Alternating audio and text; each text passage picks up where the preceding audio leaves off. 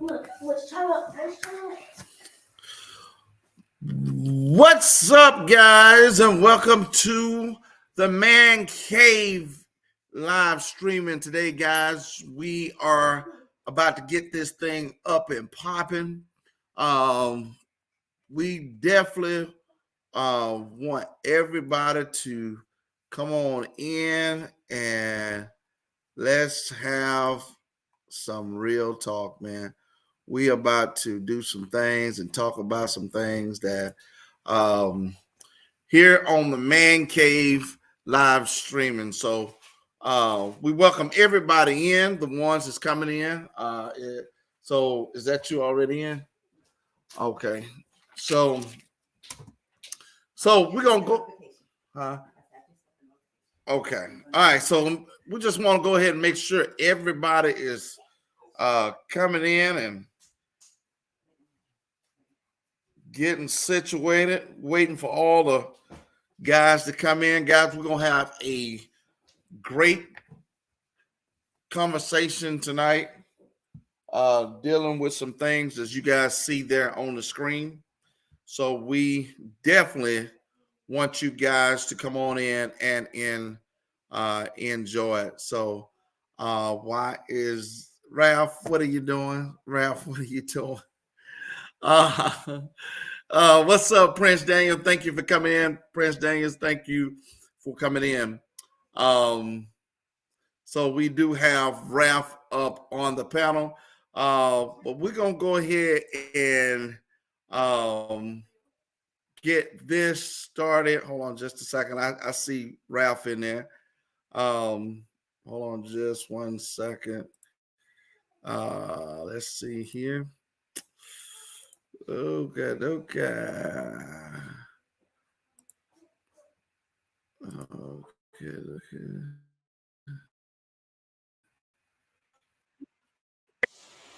How long will it take?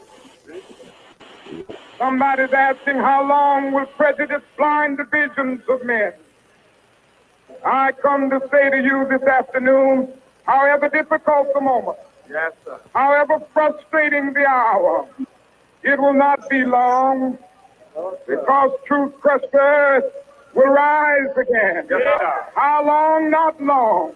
Yes, sir. Because no eye can live. Yes, how long? Not long. How long? Because you shall reap. Yes, how long? Not long. How long? Wherever all scaffold, scaffold swaying future. Yes. Behind the demon God within the shadow, keeping watch above his own. How long? Not long. Because the arc of the moral universe is long, but it's been so. Yes, how long? Because mine eyes have seen the glory of the coming of the Lord. Yes, he's trampling out the village where the grapes of wrath are stored. Yes, he's loosed the faithful of his terrible swift sword. Yes, his truth is marching on. Yes, he has sounded the trumpet that shall never call retreat. He is sifting out the hearts of men before his judgment seat. Oh, be swift, my soul, to answer him. My God is on. Hallelujah. Hallelujah. Hallelujah.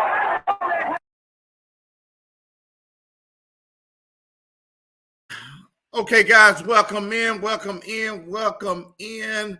We do appreciate everyone for coming in.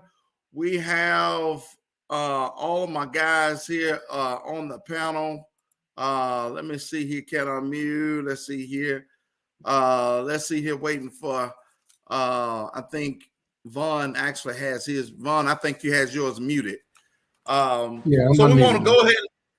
Okay. Welcome in, guys. Welcome in to this Real Talk with Man Cave live streaming. We got Debo sitting up here trying to get his eat on while he's Debo, not Debo, Ralph. Pastor TJ, How did Yes, you sir. get me mixed up with Debo? I don't have a ball head. I ain't got the football head like Oh, Debo. Lord have mercy. How Oh, you I'm get sorry. me I'm mixed up sorry. with Debo? I'm sorry. I'm sorry. I'm sorry. Please forgive me. Anna, thank you for coming in. Anna, thank you for coming in. Thank you for coming in. BDBGP, thank you for coming in, brother. Thank you for showing up. Once again, guys, we have our very own coming to the stage as well. We got CJ of Sharice and CJ and Sharice of CJ and JCJ and Sharice. I get my tongue tied every time. Now. Get it together. But we got my man CJ in the house from CJ and Sharice, y'all. Give it What's up going for on? CJ. What's going on, baby? What's going on, Man, fellas? look at them shirts, man. Where y'all get them shirts from, man? Man, Oh, body. can't give out the secret, man. Yeah. Mine fell off the back of a truck. Oh man, that's what I'm talking about. Hey, that's what's up. Hey, I tell you what, though, Vaughn. How did your wife like hers? I put a twist on hers, man. You know, with a difference with that one. I just did that one. Hers is the only one made like that. Oh, and okay. so yeah, so that's the reason why I tried to see how she would like that one. To see, kind of get a feel of it, to see, what she think of it, so if we need to go that way far as, with female shirts. Yeah. She ain't even opened it yet, man. So For real? I'll let you know once she opens it, because we're gonna wear it together on one of our videos. Okay. So yeah. Okay. That's what's up. So guys, y'all right off the top. I'm trying to wait till everybody come in here before we even get going. I haven't heard from Debo. Has anybody heard from Debo? Nah. Not yet, no. Okay. What about Dre? But Debo, he working 2 jobs, so I'm sure he'll be here. Okay. Yeah. All right. So we definitely want to make sure that we have everybody included in this. And of course, Dre from Tripping with Dre and Michelle will definitely be in the building here shortly. Here we go with these, man. We got the bots in here, man. Here we go already. So they already know it's something important about to go down. So that's the reason why we got that mess in here, man. But we gonna definitely try to go ahead and get that smashed out, man. So we don't have to worry about that. Of course, they might jump back in here, but we'll be okay. So guys, straight up, we want to go ahead and start with Mr. Real Ralph with Mika Boo. Tell them about your channel, Ralph. Introduce yourself, my man. All right, I am Real Ralph from Real Ralph and Mika Boo. We are a mukbang channel. We also do vlogs, challenges, and maybe a prank every blue moon or whatnot. But that's what our channel mostly consists of. We love to have fun. You know what I'm saying? We love to eat great food. We love to take y'all on road trips. We like to vlog around our city. You know what I'm saying? And we just like to show love, to all our audience is called Reels and Boos. So if you come over to our channel, you will be a Reel and Boo, and you will get good content and you know what I'm saying, and good food. So y'all come on over, y'all subscribe to our channel, you know what I'm saying? We got a lot in store coming up, so get over there and subscribe. Hit that button. That's what's up. Appreciate that, Ralph. Up next, we got Mr. CJ with CJ and Sharice. Man, I should have put you up on the screen, man. My bad, man. I don't even know why I didn't just put you up there like you should have. My bad. I apologize. I'm going to go back and do him right, though. CJ, let them know who you are, man. All right, y'all. My man TJ. I appreciate you, bro. I am your man CJ of CJ and Sharice. Our channel consists of mukbangs, reviews, vlogs, just having a good time, man. Giveaways, giving back to the community, all types of stuff, man. Our daughter gets involved.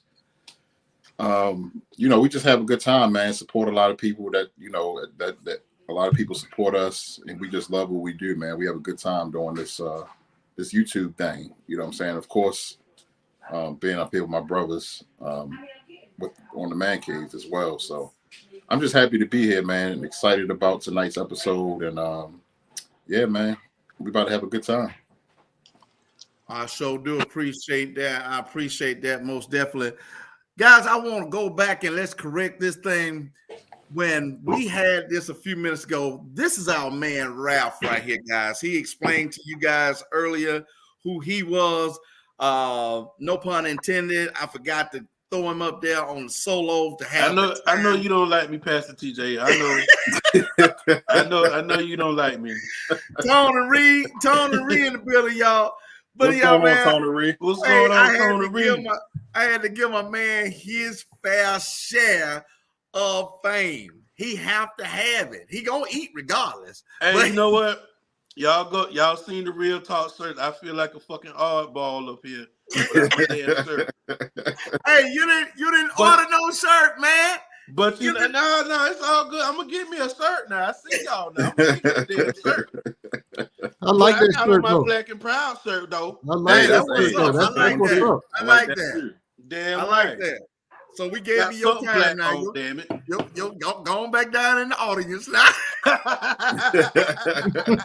Hey, up next, let's go ahead and give the one and only Dre with Tripping with Dre and Michelle. What's happening, bro?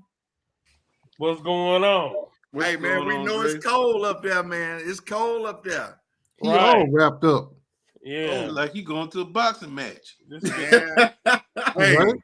he letting it be. Look at he keep doing that for some reason. it's something about that he keep doing right there. Mm-hmm. Hold on, let's pull this up already. It's something about this. Oh, I just got it. Oh yeah, I see the Wait, what that say? No return. Look at his Oh, name. He man. still got the same name. It don't fit. He got the tag on it. what up, y'all? Hey, that's him. All right, guys. Up next, we got Vaughn with TNV Nation, y'all. He gonna go ahead and drop some knowledge on y'all. Go ahead, there, Vaughn.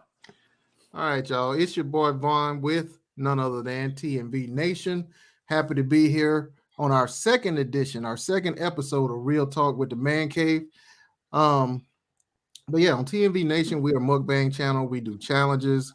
We're trying to do more vlogs. And what we really want to focus on next year is showing y'all more of Houston, highlighting some of the hot spots in Houston, some of the places we want to make sure y'all visit, make sure y'all eat when you visit Houston. And so we're going to be highlighting that a lot more than we did in previous years.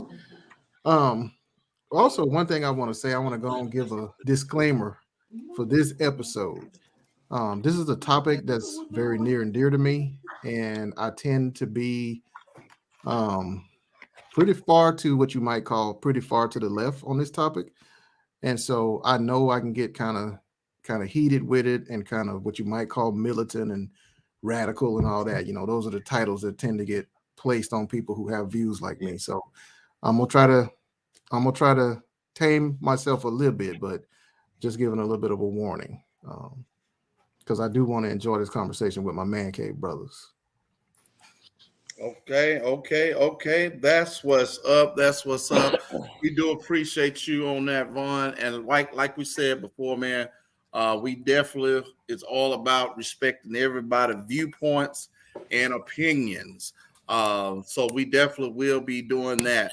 So up next, guys, we got my man Dre with Tripping with Dre and Michelle. Mr. Dre, go ahead and drop some music on him, man. Let him know who he is, man.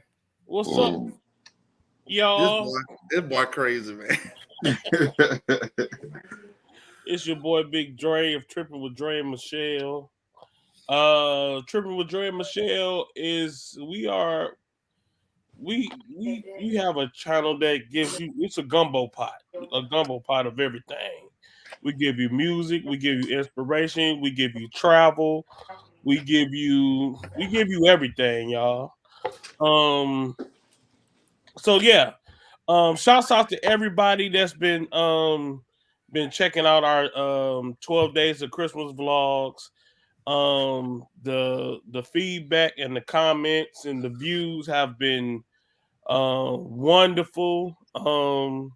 Seeing that monetization number grow up every day I check the dashboard lets me know that our consistency does pay off in the YouTube street. So thank y'all for y'all support for that. So but yeah, I'm excited about tonight. This is a topic that, you know, a lot of people don't like to talk about it, especially in the black community. But I'm glad that TJ chose this as a topic to talk about it. It's just not to talk about it, but to educate. You know, some people just don't know how to handle racism. So, so yeah, I'm excited to see what tonight brings. It's gonna be a wonderful night, y'all. Merry Christmas to everybody in the chat, all the cave diggers. Merry Christmas to y'all and y'all families. Hope y'all be safe. We're preparing for a huge blizzard that's coming tomorrow here in the Midwest. So they said about 16 inches of snow, high winds, you know, whiteout conditions. So yeah, it's about to get crazy. So yeah, y'all pray for us here in Michigan. And I mean, CJ, I'm sure is headed to Baltimore. So. Oh Lord, please don't say that. Yeah, so man. He's on the way. Man, oh man, yeah, we'll be definitely praying for you guys, Dre. Because, like you said, man, that's definitely when you're dealing with that snow like that, man. It's a mess. Yeah, man. It can be a mess. So, but we pray and hope that, you know, all is well, in which we're gonna be having temperatures dropping, you know, wind chills dropping below zero here, you know, by the weekend. They say as well. And the whole country is supposed to be getting like it's supposed to get real cold everywhere this weekend. Yeah. It's coming from up north, man. It's sweeping all the way through. Yeah. So we're supposed to be getting down into the teens over the weekend. So that never happens here. Yeah, that's true. We're supposed to get down to the teens. Wow. That's normal for y'all though, ain't it? Yeah, it is. Yeah. But I mean, like tomorrow it's supposed to be 53 during the day, and then it's going to drop down to 19 at night. Oh wow.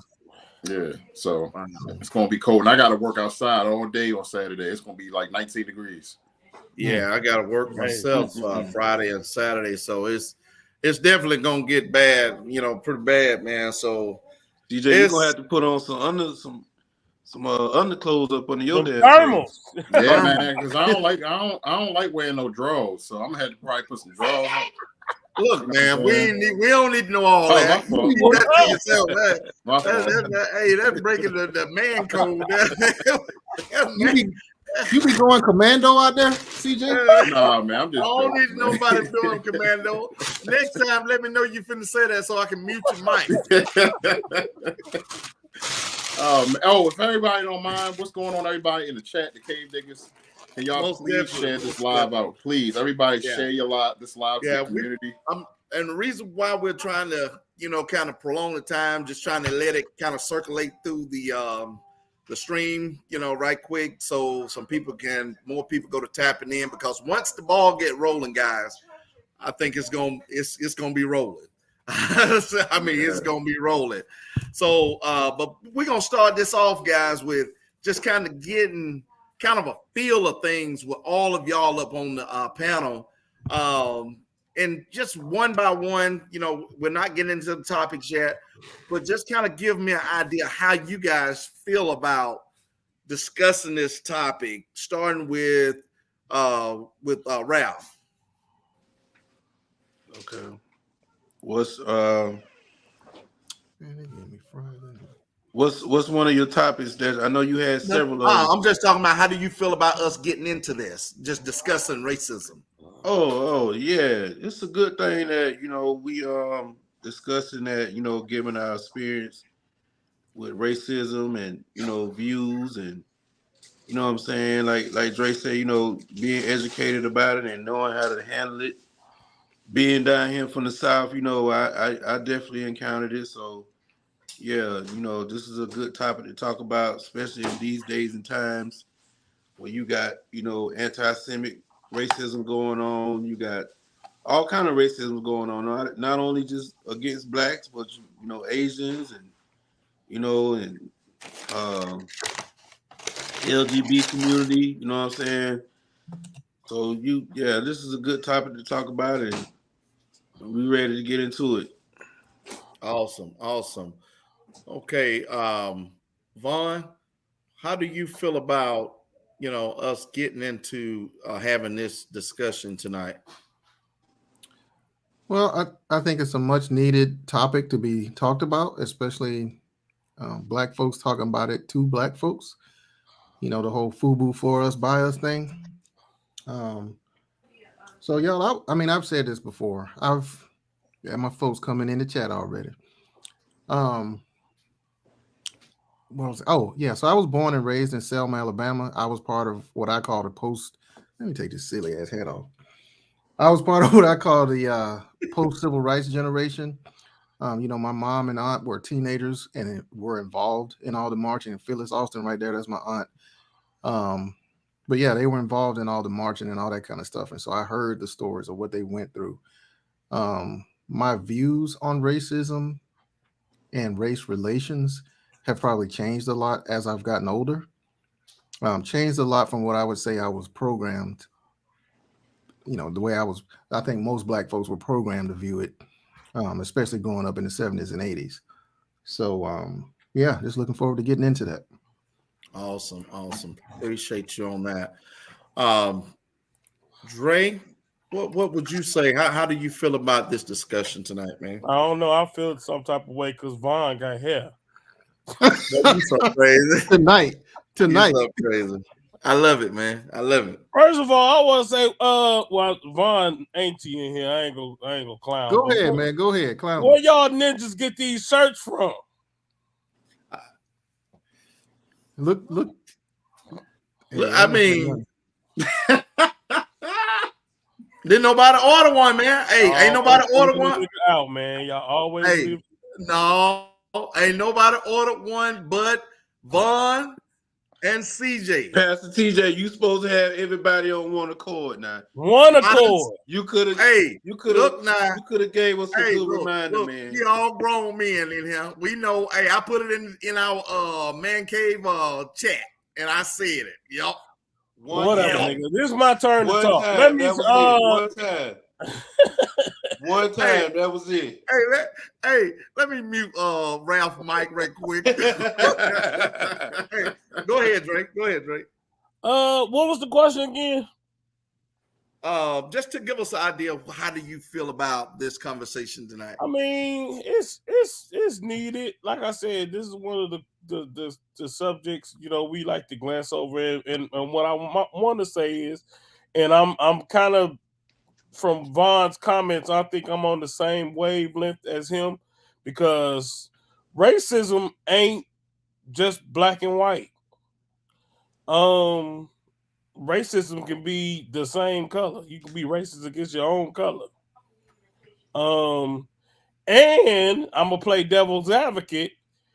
Everything ain't racism. Okay. Sometimes we are programmed when certain things are said or something, we automatically we throw the race card. But everything is not racism. There's just certain situations that everything is not racism. So yeah. I'm be interesting. It is. That's right. Guys, big ups to you on that. I appreciate that. We got 20 people in the building. Guys, shortly we're gonna have I think I've spoke to you guys on this. We're going to have a special guest, Mr. Devil Dog, possibly coming up. And I will let you guys know this is a twist to the whole entire live because he is a white American, Caucasian American. And I think it would do good to have different viewpoints from a different ethnic group on the panel as well to discuss this. So that will be interesting here shortly once we get things up and going. But we definitely got to get Mr. CJ and tell us what your opinion is or what your views is on this topic, Mr. CJ. Well, like Dre said, I think it's needed. I think that racism is it's a sensitive subject, but it's a subject that should be talked about more because it's there's still a lot of it going on right now as we speak. You know, it's not just the police brutality or the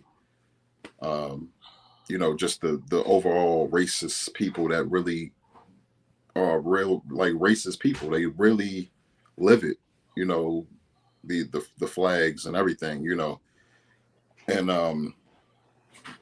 as we saw with Trump being in office when they stormed the Capitol, you know, that was a bunch of people given the green light to show who they really are. You know what I'm saying? And Trump, he fueled that. You know what I'm saying? And it really showed. It was sad to see.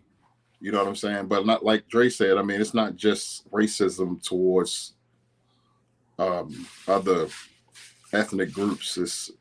We have racism within our own communities against each other. You know what I'm saying? I mean, Absolutely. Look at colorism as well. You know, like people joke about that, but that's a real thing. Mm-hmm. Absolutely. So Absolutely. There's a lot of aspects, a lot of levels, a lot of angles that we could take this conversation, but I think it's definitely needed. I appreciate Annabelle's comment when she came in and said that you know, she just wanted to come in and actually learn, and she'll be in the bushes just listening. You know, so I appreciate comments like that.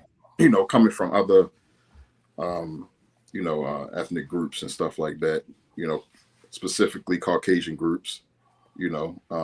So yeah, man. I mean, I think it's going to be a great episode, man. And I mean, y'all used to seeing us up here joking and talking sports and stuff like that. Speaking of sports, real quick, if I could just, the Nets scored 91 points in the first half.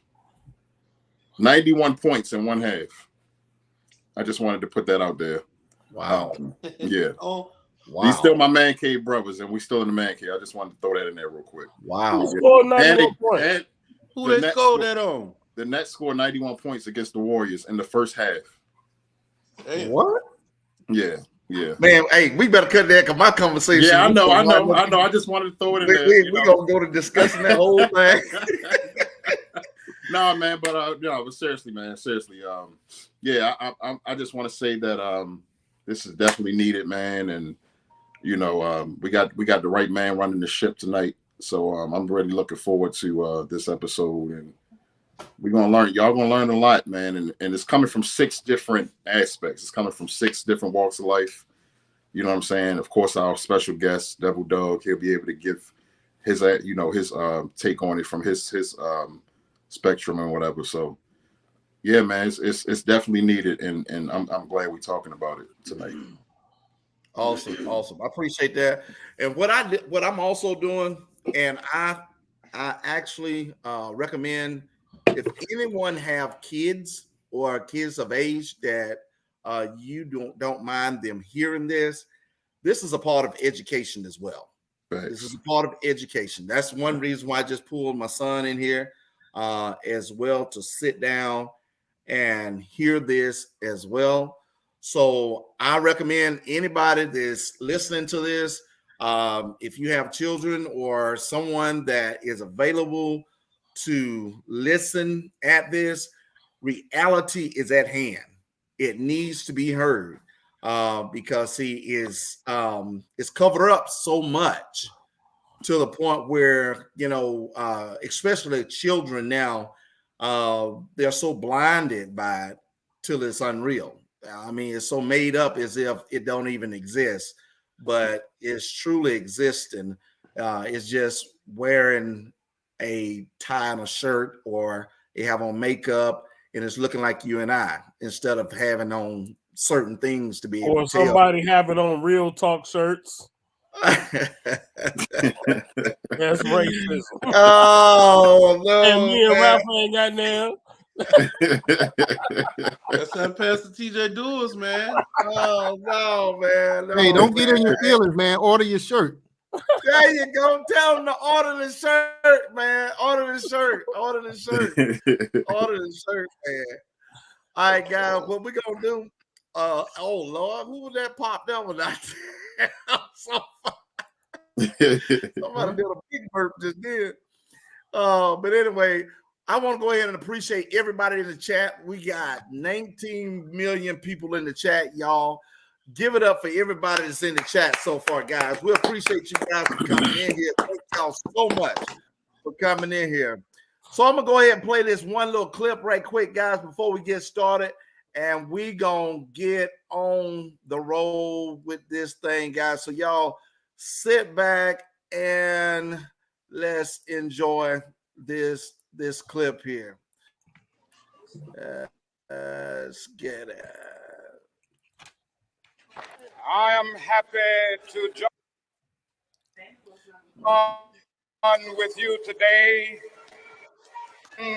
What go down in history as the greatest demonstration for freedom in the history of our nation.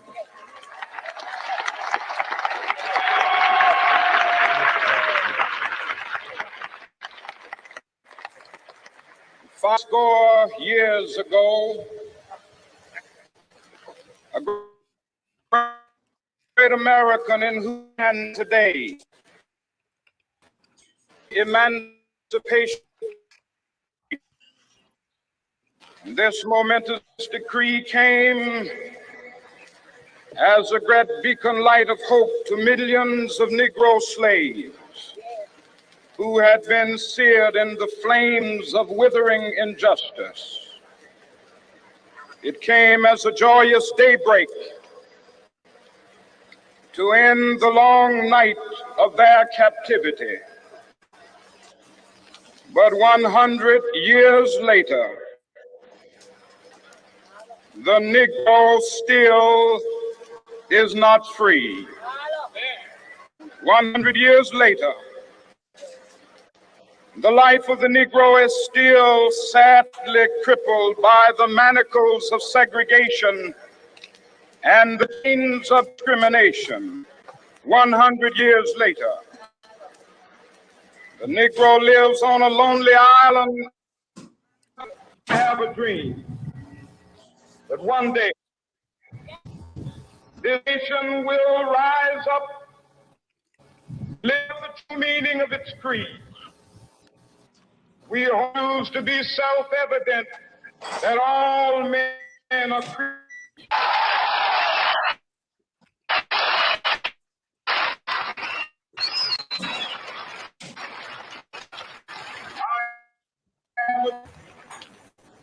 That one day on the red hills of Georgia, sons of former slaves and the sons of former slave owners will they be able down together at the table of I have a dream that one day even the state of Mississippi, a state sweltering with the heat of justice, sweltering with the heat of oppression, will be transformed into an oasis of truth. I have a dream. Our little children will one day live in a nation where they will not be judged by the color of their skin, but by the content of their dream.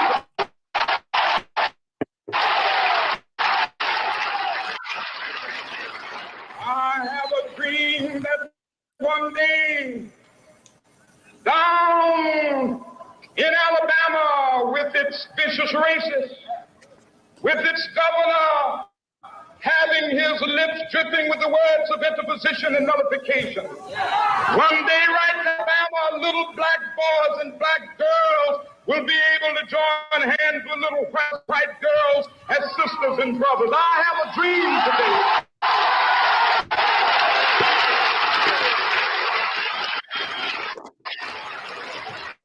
I have a dream one day every valley will be exalted. And every hill and mountain shall be made low. The rough places will be made plain, and the crooked places will be made straight. And the glory of the Lord shall be revealed, and all flesh shall see it together. This is our hope. This is go back to the with this faith. Mountain of despair, stone of hope. This faith, we will be able to transform the jangling discords of our nation into a beautiful veneer brotherhood. With this faith, we will be able to pray together, to struggle together, to go to jail together, to stand up for freedom together, knowing that we will be free one day. This will be the day. This will be the will of God's children. Be able to sing with new meaning, my country 'tis of thee. Sweet land of liberty of thee I sing. And my fathers died, land of the pilgrim's pride. From every mountainside, freedom is to be a great nation. Come true. And so let freedom reign. Hilltops of Hampshire, let freedom reign. From the mighty mountains of New York, let freedom reign from the heightening Alleghenies of Pennsylvania. Let freedom reign from the snow-capped Rockies of Colorado. Let freedom reign from the curvaceous slopes of California. But not only that, let freedom reign from Stone Mountain of Georgia. Let freedom reign from Tennessee. Let freedom reign from every and hill of Mississippi. From every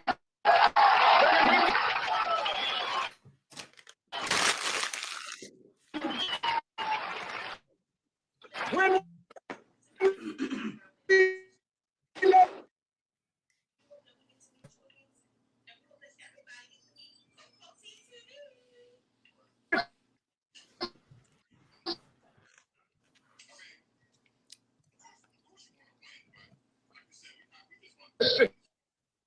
spiritual, free at last, free at last. Thank you.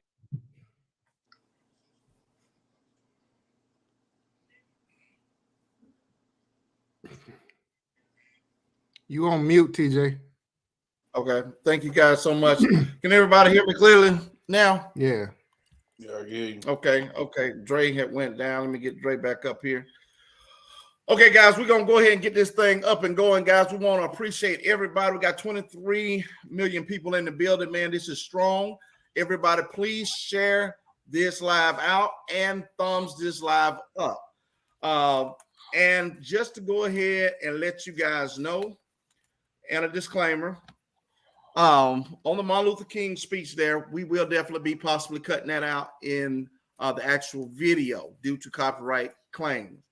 Also, this live will definitely respect everybody's views and opinions.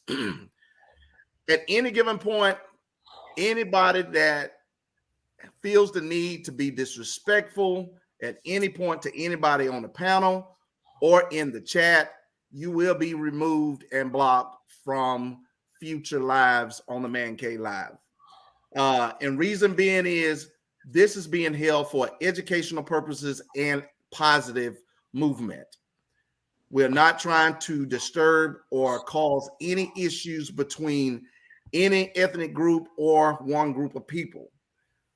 We feel that we should be able to have the right to be able to discuss, talk about, share, and respect our viewpoints and know that it's respected in a positive way. We are not all going to agree on the same thing. And I don't see how we can agree on the same thing because we're all different people. But let's allow people to have the respect that they deserve for their own opinions. So with that being said, we're going to go ahead and get this thing started.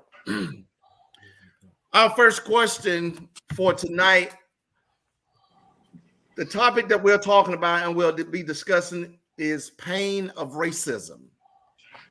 Pain of racism. The first question we will be talking about is, have you ever faced a moment dealing with racism?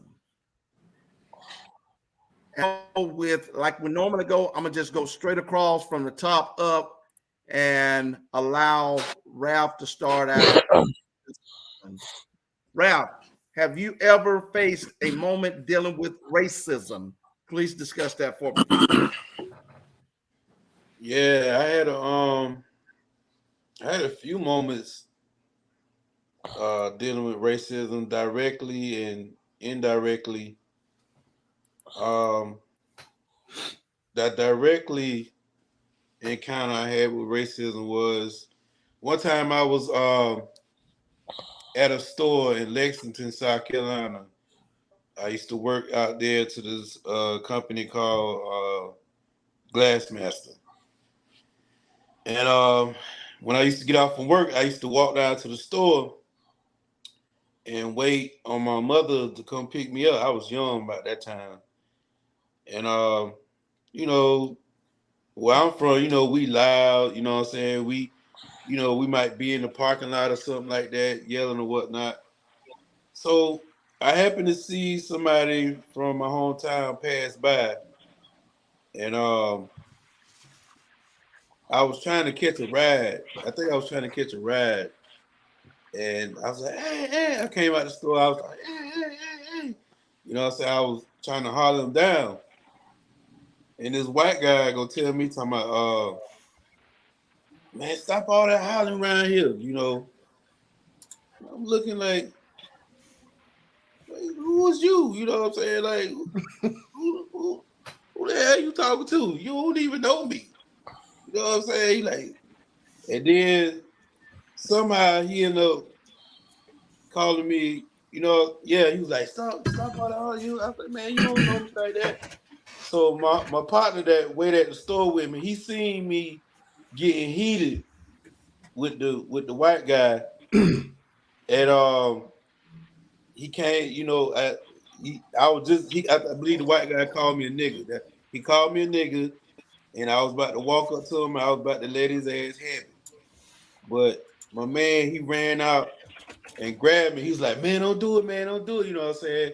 Don't do it. Because, you know, Lexington, here in South Carolina, Lexington is like a predominantly white city, you know what I'm saying, with a lot of white people in, a lot of white cops and stuff like that. So I was about to shoot to him, man. And I think that was like my first time encountering racism, some real racism. Well, it wasn't my first time, but you know, like directly towards me, you know, somebody just calling me a nigga, you know, and man, I wanted to smash that dude, man, because you know these days, you know, black people ain't taking that shit.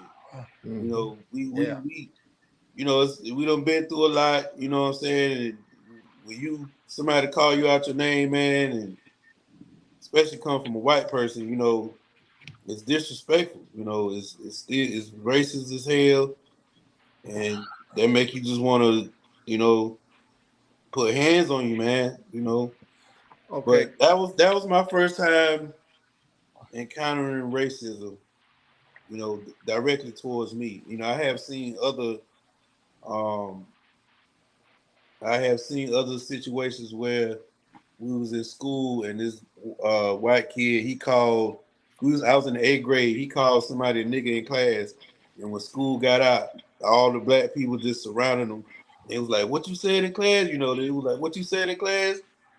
And he said what he said. And then after that, only thing you seen his body was like ping pong in all kind of ways. It was tagging him, you know what I'm saying? Yeah. And, you know, but I have encountered racism, and you know, you gotta learn how to deal with it, you know what I'm saying? It can get you real heated and get you in some trouble too. So just like with the Boosie situation, when Boosie was in the grocery store and the white man came and provoked him, was like, hand me that, boy. You know, he said it in a disrespectful way, and one of Boosie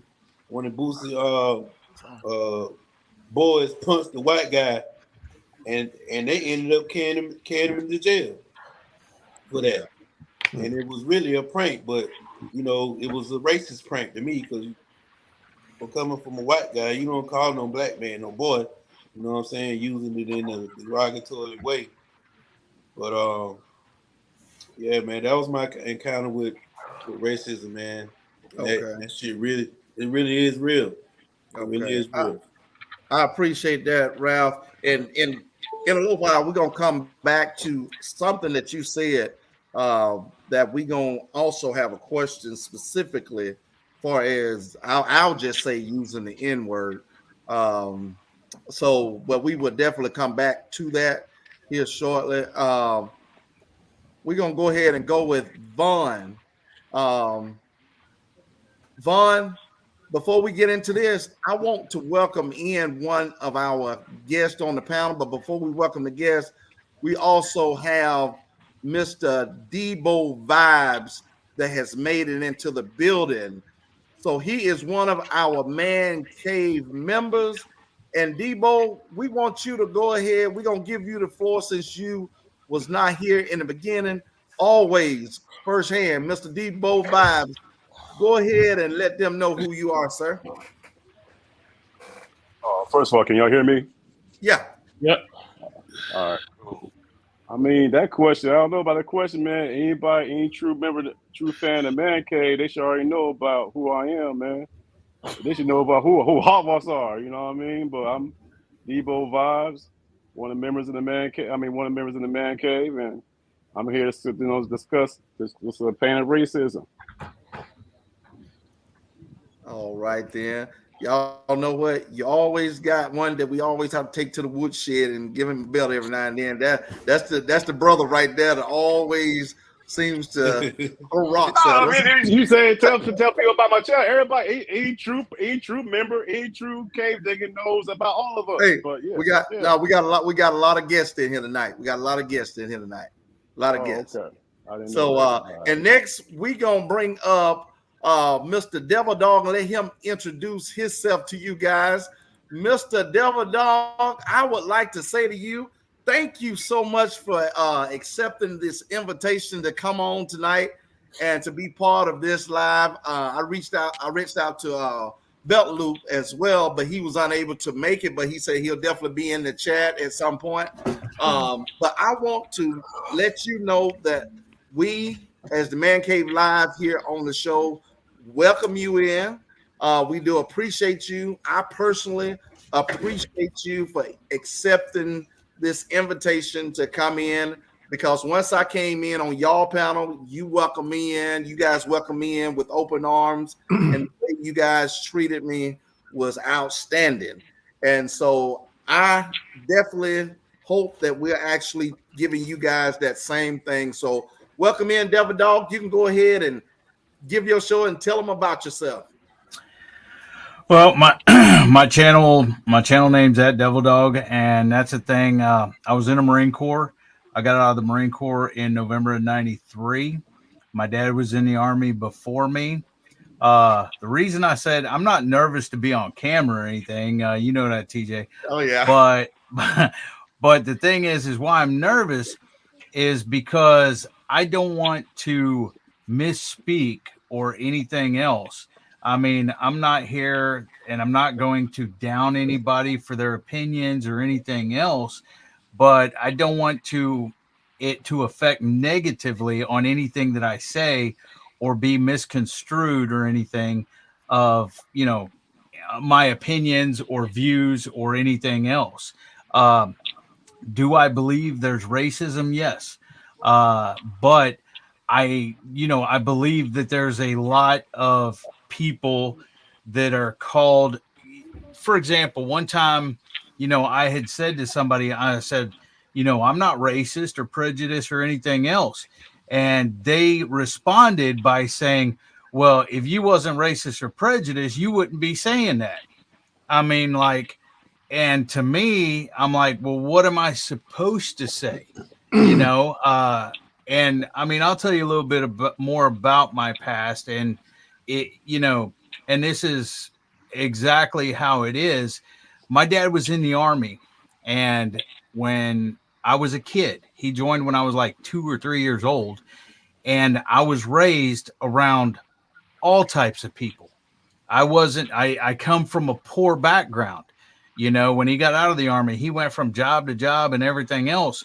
But I was taught at a young age, that it didn't matter, because I went to school with, Hispanics, with blacks, with Asians and everything else.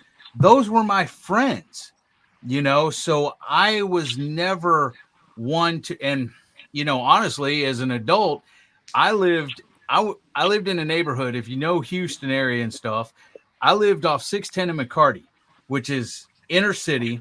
And I was the only white person that lived in that neighborhood.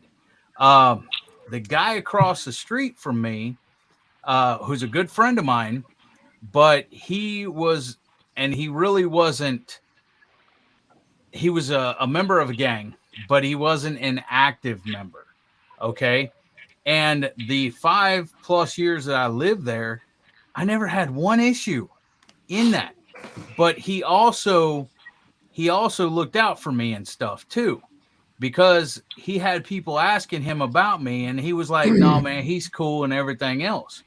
But and when I was in the Marine Corps, my brothers in arms were different races, white, black, Asian, Mexican, or Hispanic, however you want to say it. But we did not look at colors. We all bled red and everything. And they have your back and you have theirs. And so I was never, and like I said, racism does exist. Do not get me wrong. I have no misconceptions or anything of that. And it affects, black people more than it does other races. But I've been looked at and been called, racist by the way I dress, or because I'm white and stuff like that. And so it's it's kind of a two-edged sword, and I'll answer any questions anybody has or anything else. But that's a little, and I was a volunteer firefighter for 2 years after I got out of the Marine Corps. And I loved that, because it was a brotherhood. It was a rush, but it was a brotherhood and stuff like that. And I don't know. I don't know what else to say right now. Okay. I definitely appreciate that, Devil Dog.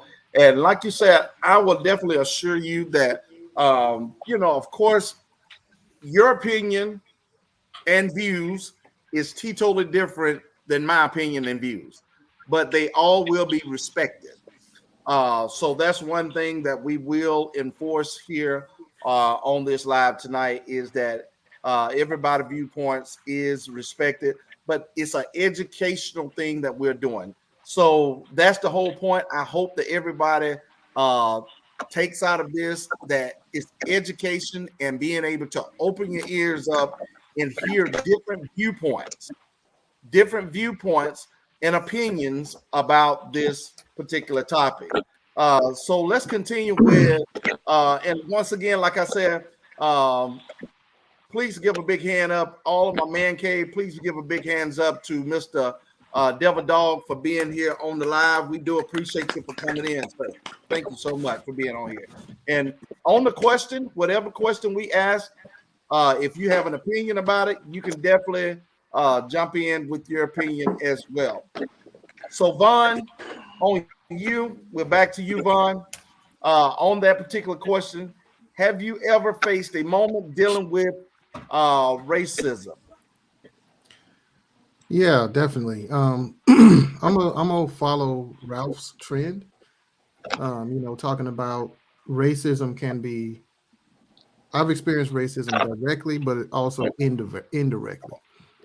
So my first experience that I can remember, I was probably 7 or 8, and again, growing up in Selma, Alabama, um, 7, 8, 9, somewhere around in there. But over the summer, so I had a cousin that grew up with me, we were around the same age, and we used to stay with this lady who was a friend of my grandma's. Actually, we used to stay with her over the summer while they were at work and stuff. And she would take us to the playground. We would go to the Y. We would walk to all these different places. So I remember one day after I left the Y, I left by myself for some reason. Left the Y, went to this little corner store, and I went in there to get whatever I went to get, but I went to use the bathroom. I wanted to use the bathroom while I was in there. So, like I said, I was 7, 8, 9. So this had to be somewhere between 77 and 79. I go to use the bathroom. I come out, and the white guy who was the clerk, or I don't know if he was the clerk, the owner, or manager, or whatever he was, but he worked there. And he said, did you just use our bathroom? And I was like, yes, sir. And he was like, well, you don't use our bathroom. That bathroom is not for you. Now, he didn't say that bathroom is for employees only. I was young, but I remember this clearly. He didn't say that's for employees only. It's not for customers. None of that. He just said that bathroom is not for you. And I had heard enough stories from my mom and aunt and everybody else that I knew what he was talking about. It was coded, but I knew what he was talking about.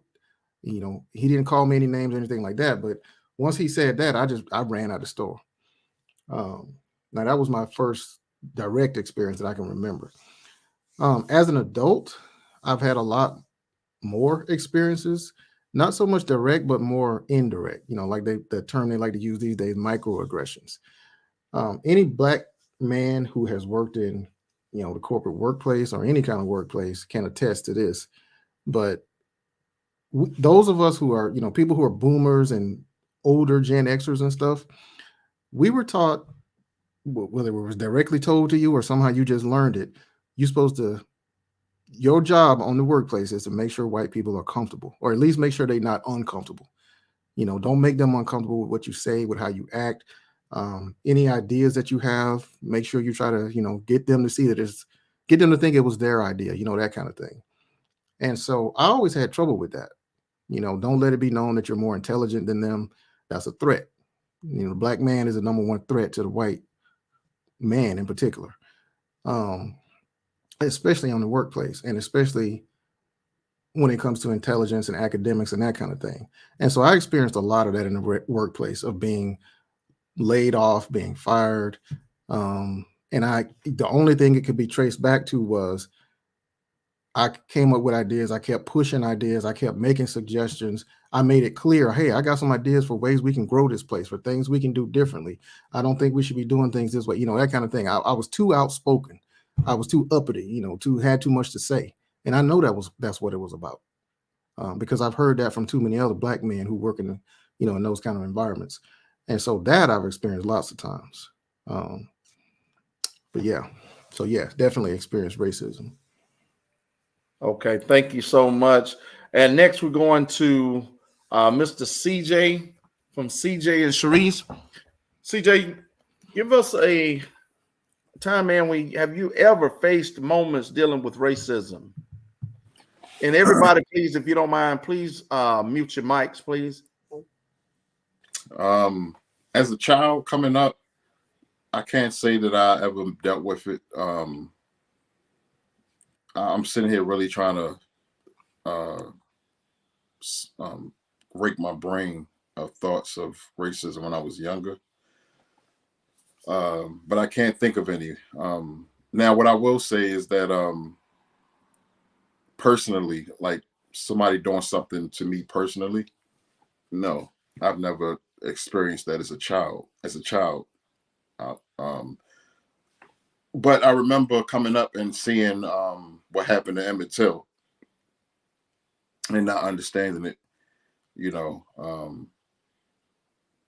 I'm not gonna get into my personal family things, but let's just say that I didn't really have anyone to explain those things to me.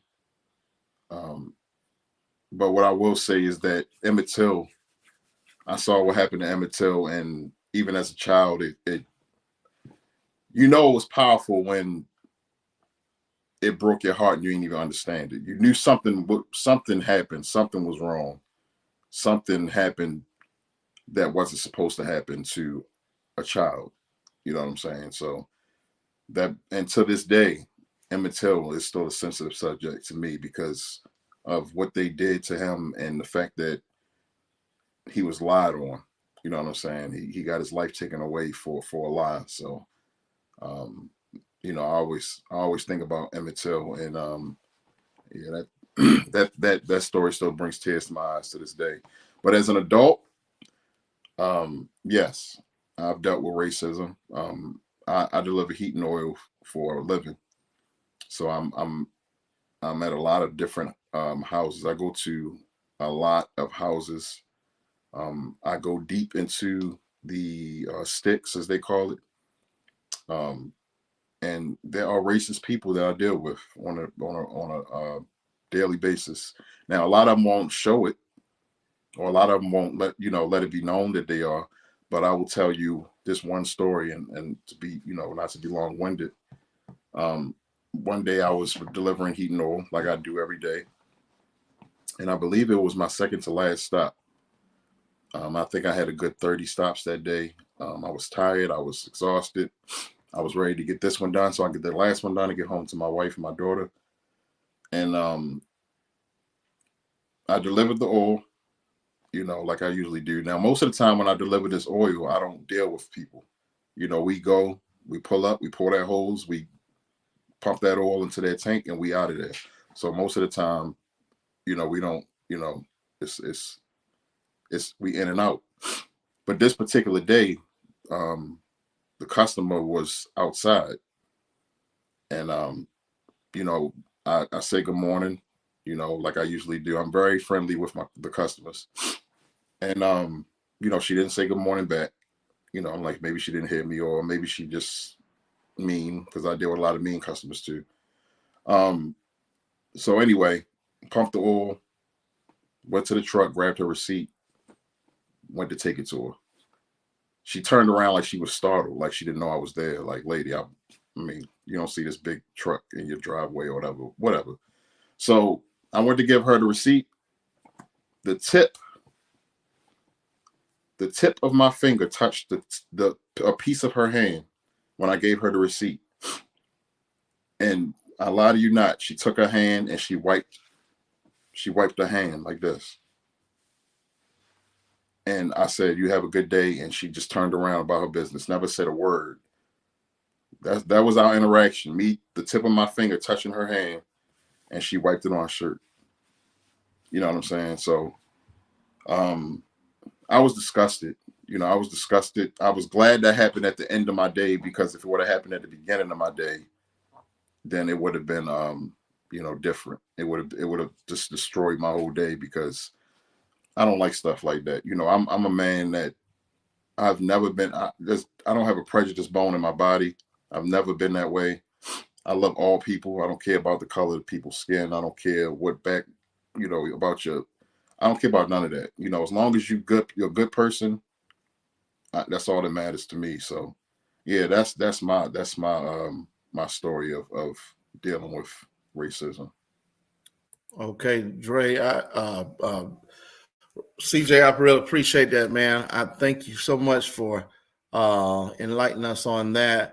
We're gonna add Mr. Debo. Can you kind of give us an insight on have you ever faced a moment dealing with racism?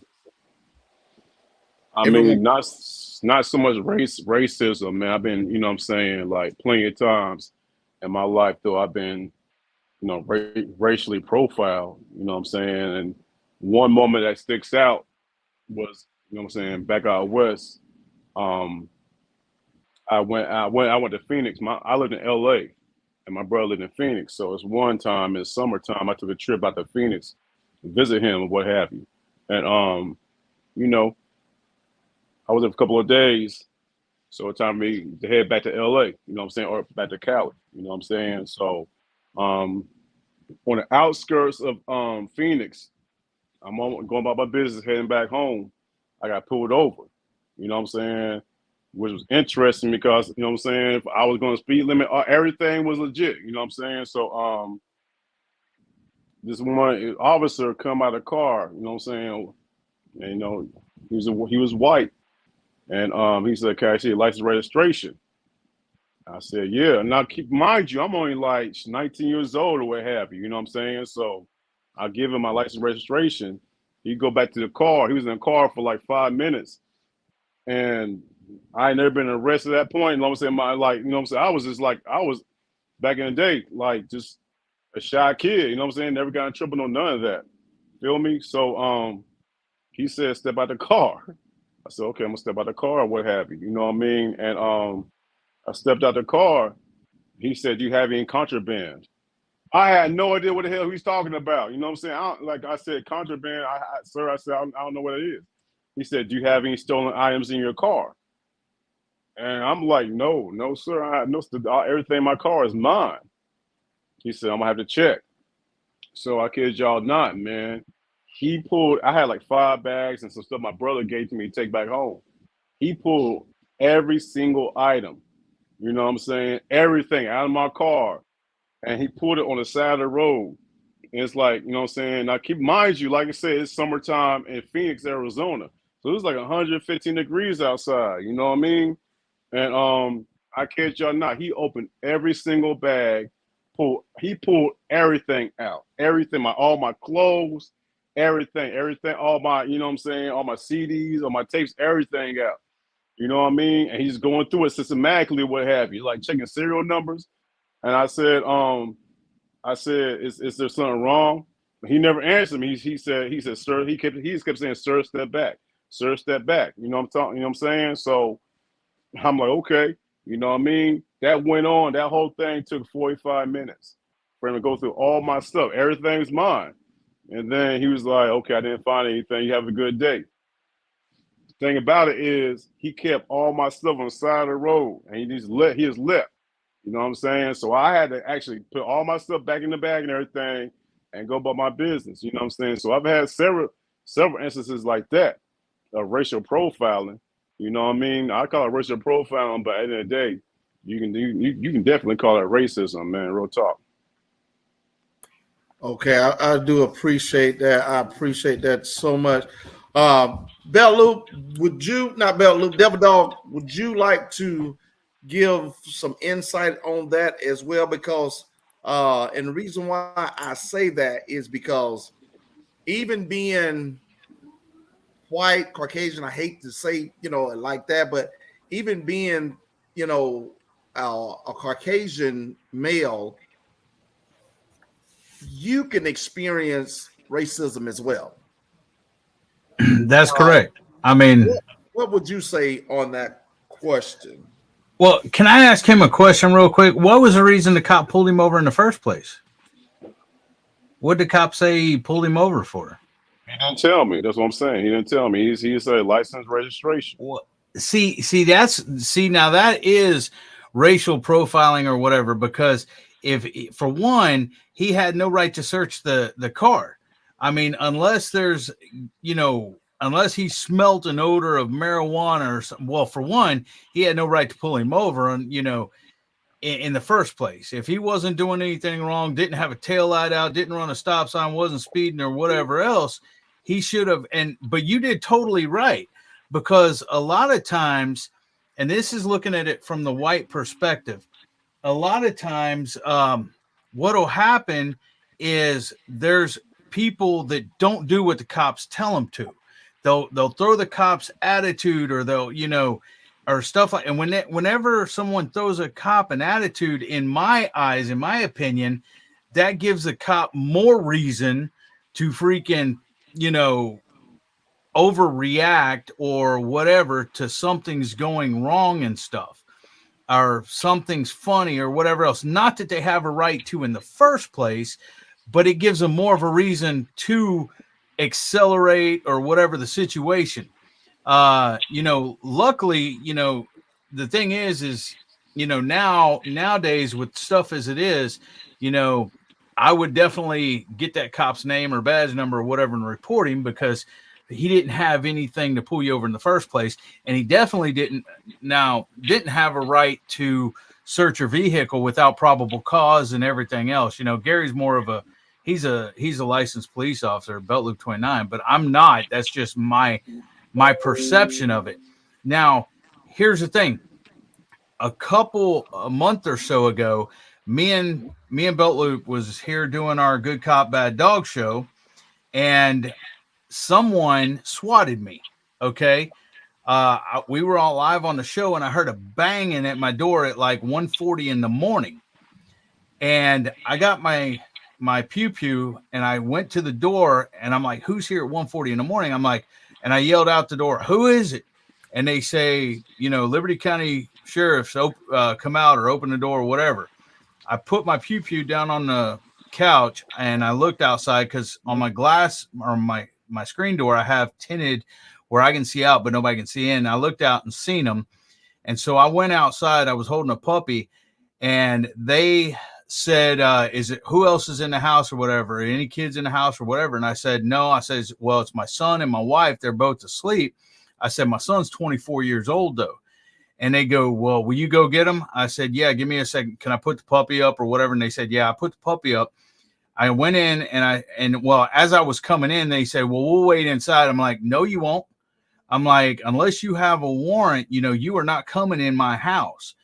But they were nice and everything else. That's the only thing that they said that I disagreed with, because unless you have a warrant, you ain't coming in my house. But, he did the right thing by complying with the police officer, because even if you don't agree with it or whatever else, if a cop's racist or prejudiced or anything else, and you give them attitude or don't do what they say, it's going to make the situation worse. I mean, and yeah, there are cops out there. I'm sure Gary will agree. There are cops out there that's racist, prejudiced, racial profiling. A few months ago, I was pulled over by a female police officer, and she was totally rude to me, and I got a ticket for speed, and I thought the speed limit was 60. I was going 63, and it was 55. It had just changed. But, and I didn't agree with her and everything else, but, I got a ticket, and I don't know, but that's another story. Thank you so much, Devil Dog, for your comments as well as Debo Vibes for that. Now I will. Can I say something right quick? Sure. Go ahead. All right. I appreciate, what I'm saying, what the gentleman just said, what have you. You know what I mean? But that situation you just talked about, with someone come out your door and say, you don't have a warrant, this, that, and third, the outcome would have been totally different if you was black. I'm just saying that. And the outcome, I already know, I knew what to do, because my mom taught me right as far as being respectful. I would have been respectful to the cop if he was black. You know what I'm saying? But the thing about it is, why was I pulled over for? The reason I was pulled over, because I was black. So it ain't got nothing to do with me. I hear you saying, oh, you should, good job of complying to what he said and everything. But the thing about it is, if what I knew now, I wouldn't comply to it. You know what I mean? And the outcome would have been different. I'd probably been arrested. That's what I'm saying. Like, there's some things that we can be, me and you can be in the same scenario. The outcome would be good for you, and it would be all fucked up for me. That's all I'm saying. Hey, dude, I'm not saying, that he should have pulled you over or anything else. I'm not saying that the outcome would have been different, at the door between you and me, or, it may have been. All I'm saying is, you just said now, had you known the different, or, now it would have been different. The situation would have been different. You wouldn't have complied and everything else. Well, if you have a racist, a prejudice or racist cop, and if you don't comply with what they say, you may have ended up dead. I mean, they may have looked at that non-compliance as resisting or whatever else. I'm not saying that they're right, not saying that it's right, the situation or anything else. It's totally not. Okay. But what I'm saying is, if it is a racist or prejudiced cop or whatever, a lot of cops, a lot of police departments have to wear cams now and stuff like that. And if they see you complying and everything else on those cams, if it goes to review or anything else, they see you complying, then there's even though the cop's wrong in the first place, there's total proof that he's wrong. But if you resist or give them a reason not to freaking or to use excessive force or to shoot you or anything else, they can say, well, I was in fear for my life. He was resisting and everything else. I'm still not saying the cops are right. They're not. But you give them another reason to try to justify their wrongful actions. That's all I'm saying. Okay. So If that makes sense. Yeah, to basically kind of sum that up, that's exactly, it goes both ways. And I think someone just said it in the chat, you know, respect goes both ways. And unfortunately, being black, it seems as if it already puts an X on, you know, your shoulder anyway, because it's automatically the suspicious antennas goes up. And unfortunately, that's what we as black men especially have to deal with. And you know, it's assumed that you know, and that's something there that we are here for today, to discuss these issues and see what is possible that we can do as a people to basically help to control this, to make this world a better place, if that makes sense. Because see, what we can't do, we can't continue to hold on to certain things but expect change, if you understand what I'm saying. Because see, if we hold a grudge against someone, that means basically we're not allowing ourselves to grow or even get better. And see, with me myself, I've experienced racism in so many different ways, but even experiencing it, you know, even in high school. You know, we went to a predominantly white school. It was, I would say, pretty much, I would say 30-70, 30% black, 70% white. And you know, and it was tough at times. I mean, automatically, if something come about, you automatically got either suspended or you got sent to the office and got a paddle. I don't care what it was. If you was black, I don't care what it was. And I never forget, I was told this by a white teacher, that I was not to date this white girl, that it was against what my mom and dad would be appreciative of. They would not appreciate me dating outside my race or approve it. And so that in itself, of course, I went home and I told mom and dad about it, and that's not who my mom and dad is. And you have to know my mom and dad to know that that's not who they are. But when they set up a meeting with this teacher, they clearly allowed them to understand my children are able to date whoever they want to date of any color. It's all about respect. It's all about him respecting her and she's respecting him. That's the way we were raised. But not only that, mom and dad also taught us that racism do exist. It exists. Don't be a fool and think that all because people being nice to you, that you're not going to be judged for your color of your skin, because it happens. It happens. We pulled up one day coming from church, and literally some guys with Ku Klux Klan's sheets over their heads drove by and threw bottles out in the yard at us as we got out the car, my dad's car. Dad had rushed us in the house, and Dad had tried to go catch up with them. He had his gun, and he was ready to shoot and kill whoever it was. But by the time he got us in the house and he tried to go find where they went, they had pretty much lost it. But these are things that happen to us at an early age.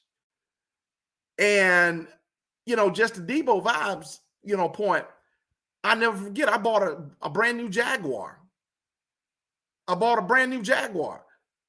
Coming down my area here where I stay here in Silicon, Alabama. And I don't mind calling the name out. Driving it. No tint on the windows. They seen me.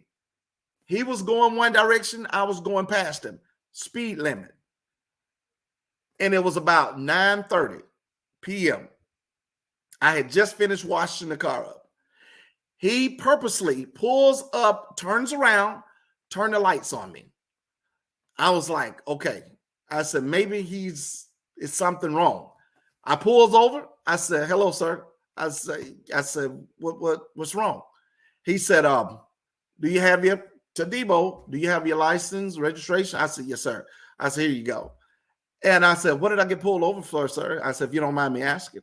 He said, well, first of all, I would like to ask you, whose car are you driving? I'm like, whose car am I driving?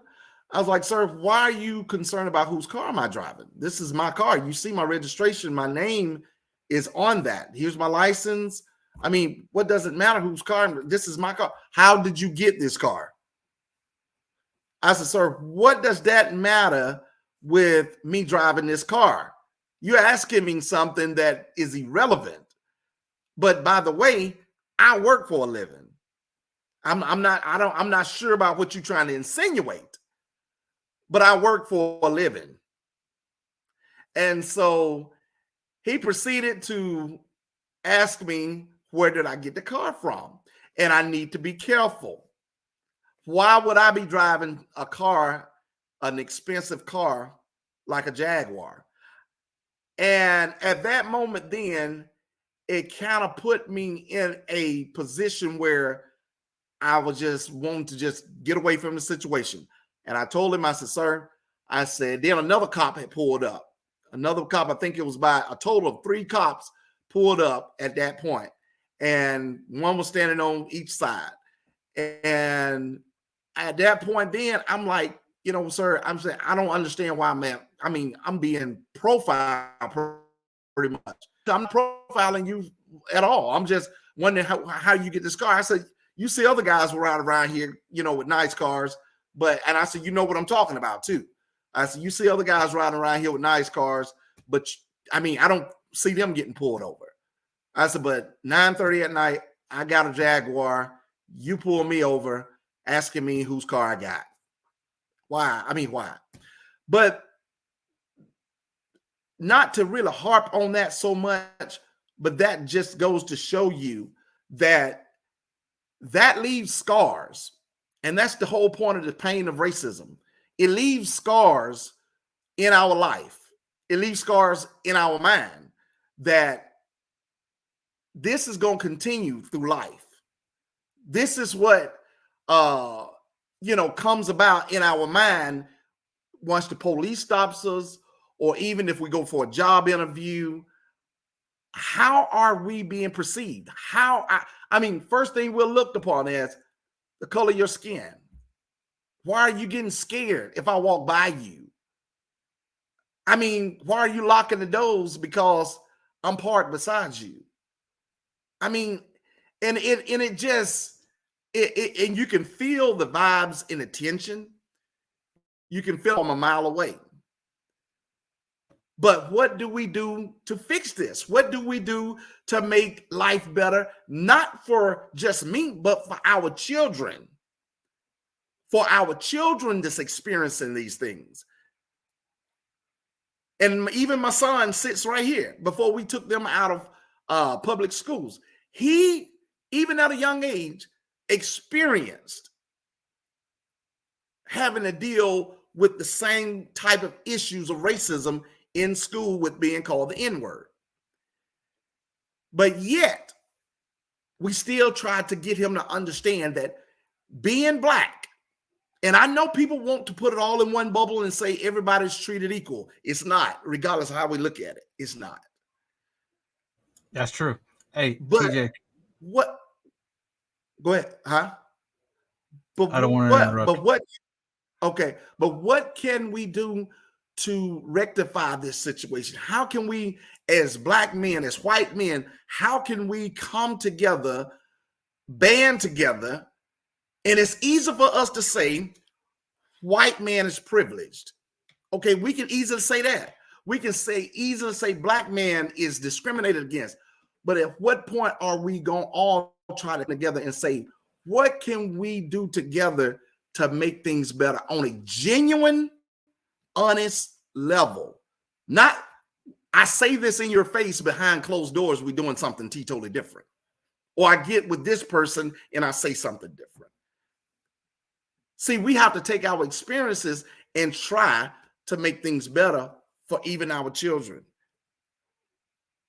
And that's my experience on that. I think Devil Dog has something to say. Hey, TJ.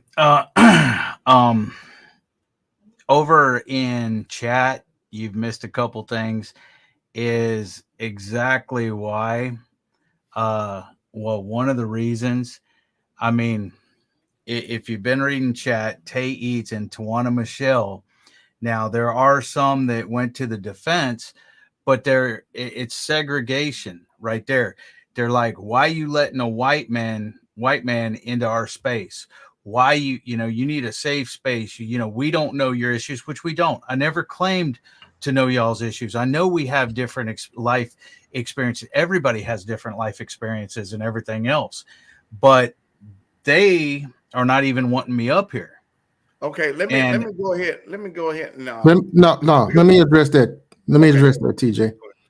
The reason why that's being said is because Black folks have the experience in this country of having to mold, kind of like I was alluding to in my, when I was answering that question number one with the indirect stuff and the microaggressions. We are used to molding and sculpting ourselves to be, put on different masks depending on what space we're in. And sometimes what we need, and honestly what we expected tonight, was for this to be a conversation, like I said in the beginning, for us, by us. This is us talking to us about our issues. And now we've been cast into this thing where we got comments in here talking about a Black person saying that they've experienced racism and it wasn't actually racism. And now you got folks arguing against that. Like that's not what we came in here expecting. And now we've got to change ourselves yet again when this was supposed to be a conversation among us about our issues. Now we got to respond to that kind of stuff. And that's a frustrating life to have to live. And almost every space that we go into, we have to deal with that. That's something that you guys don't have to deal with. And for us to be, there's been a lot of invalidation of our experience in the comments, and we experience that all over the place too. And so sometimes what we want is to be able to talk amongst ourselves about our issues and not have to explain ourselves and go back and re-explain and defend ourselves and all that kind of stuff. That's what that's about. Well, here's the thing. Now I will get into it a little bit. And once again, people may take this the wrong way, and I'm not meaning to justify myself or anything else. Okay. I want to tell you where I come from without it being perceived as, oh, you wouldn't be saying that, blah, blah. My first best friend ever that I can remember was when I was in Panama and my dad was in the Army and his name was Leon Jackson. Okay. My first best friend ever. I have one of my closest friends now. He was a Marine and, he's half Black, half white. Now, I'll tell you this, my mom, and I didn't know this till I was an adult, you know, because my mom has never made me to feel racist or prejudiced or anything like that. But later on, my mom does not believe in interracial marriage. Now, I never knew this until I was an adult and everything else. And I told her, I said, with like my son, I've dated black women, I've dated white women, I've dated Japanese women. Okay.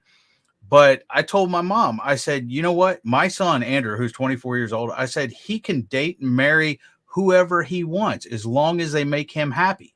Okay.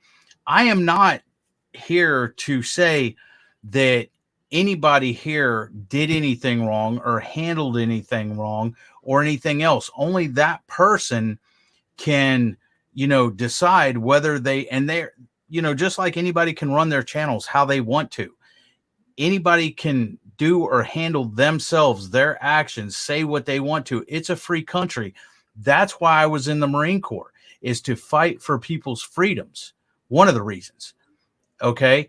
I love everybody. Okay. Except there's some people I don't love, but that's different. It's not because their color of their skin or anything else. Okay. I understand it, but to me, it's kind of like a double standard.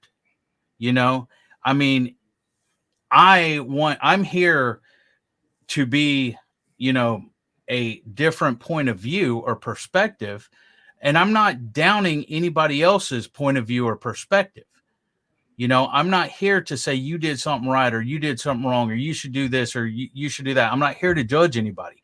I'm just here to tell my views and my opinions, and everybody has their own, you know, and I'm not denying that racism doesn't exist. I'm not denying that prejudice doesn't exist or anything else. I'm not under any delusion, you know. I'm just here to try to, you know, show my perspective of it. So TJ, we're still on question number 1, and CJ hasn't responded to that. Feel like we kind of got derailed here. Yeah, exactly. Let's go with CJ. Mr. CJ. No, I answered the question already. Oh yeah. Okay. Oh, yeah. I thought so. I thought no, we missed Dre. I'm not sure what happened to Dre. Dre dropped down, but I'm not sure what happened. I know you have to go pick up his nephew, you know, from work, but I'm not sure exactly what happened. Okay, guys, we're gonna go ahead and move to number 2. Number 2 question. In your own words, what is your definition of racism, and Ralph?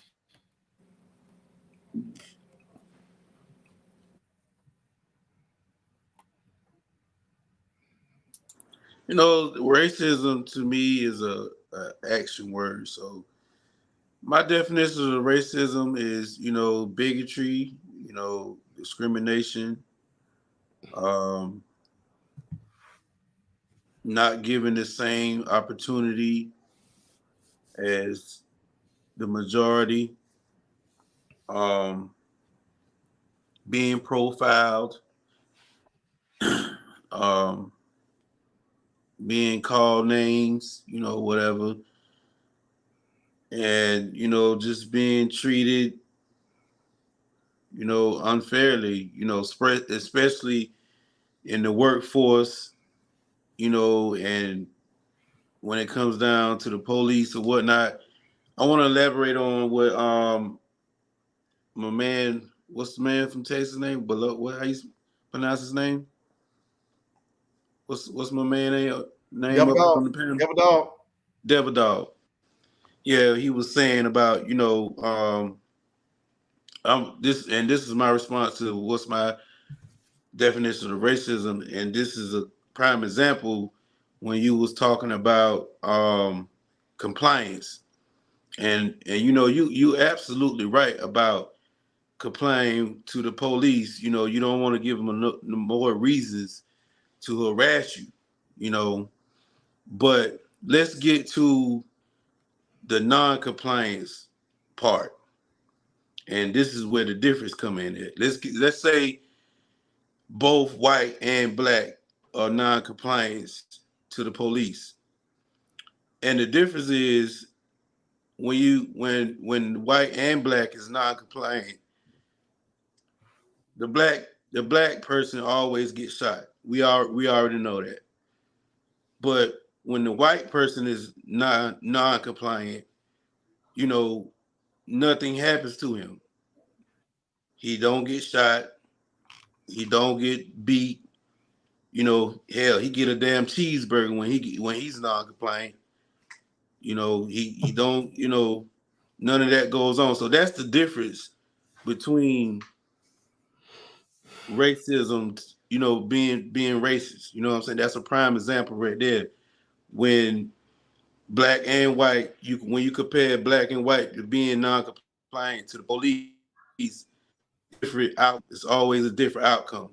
But you totally right about complying to the police. But in the non-compliance situation, racism always fall on us. You know what I'm saying? We always end up getting shot or killed or whatever else.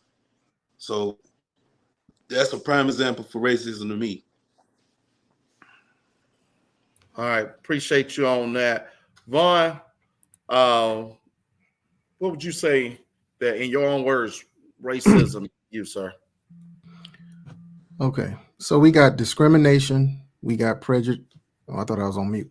We got discrimination, we got prejudice, and we got racism. And all too often they're used as synonyms, and they're not. So since you specifically asked about racism, racism is a systemic issue. It's not an individual issue. It's not just the Ku Klux Klan. It's not just the Proud Boys and all this other stuff. It's a systemic issue. It's, and particularly anti-Black racism, it's the systemic taking control of property, of processes, of everything else, and pushing one group, pushing another group to the bottom level of the totem pole and making sure that they stay there. And with that being said, I'm gonna go ahead and say this. Black folks do not possess the power to be racist. We don't have the ability to oppress an entire other group. Now, we can be prejudiced, we can discriminate against other folks, but we cannot exact systemic racism on another group. We don't have that ability. Okay.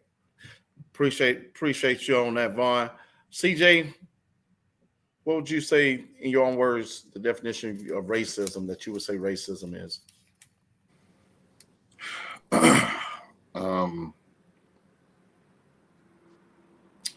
I would say that racism is just pretty much what D.B. Eaton said, man. It's ignorance. You know what I'm saying? It's just ignorance. It's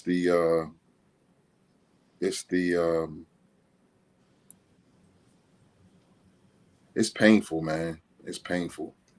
You know, it touches people differently. Our kids, there's kids out here that's oblivious to the fact.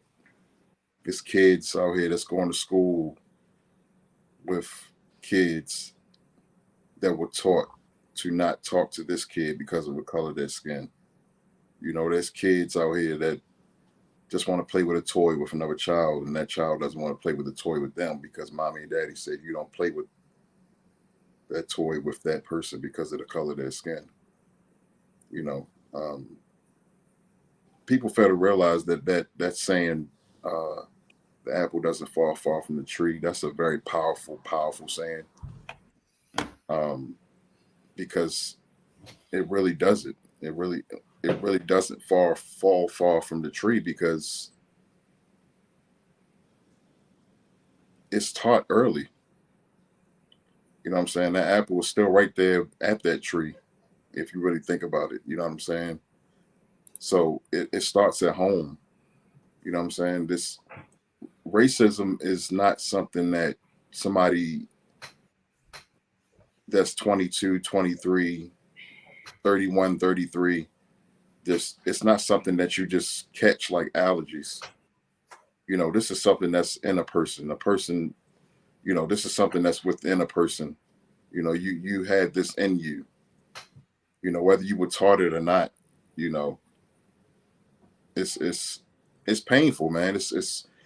I hate it. I hate the word. I hate the actions behind it. I hate everything about it. You know, I hate that racism exists, you know, but it is a real thing. It's something that we all definitely have to deal with.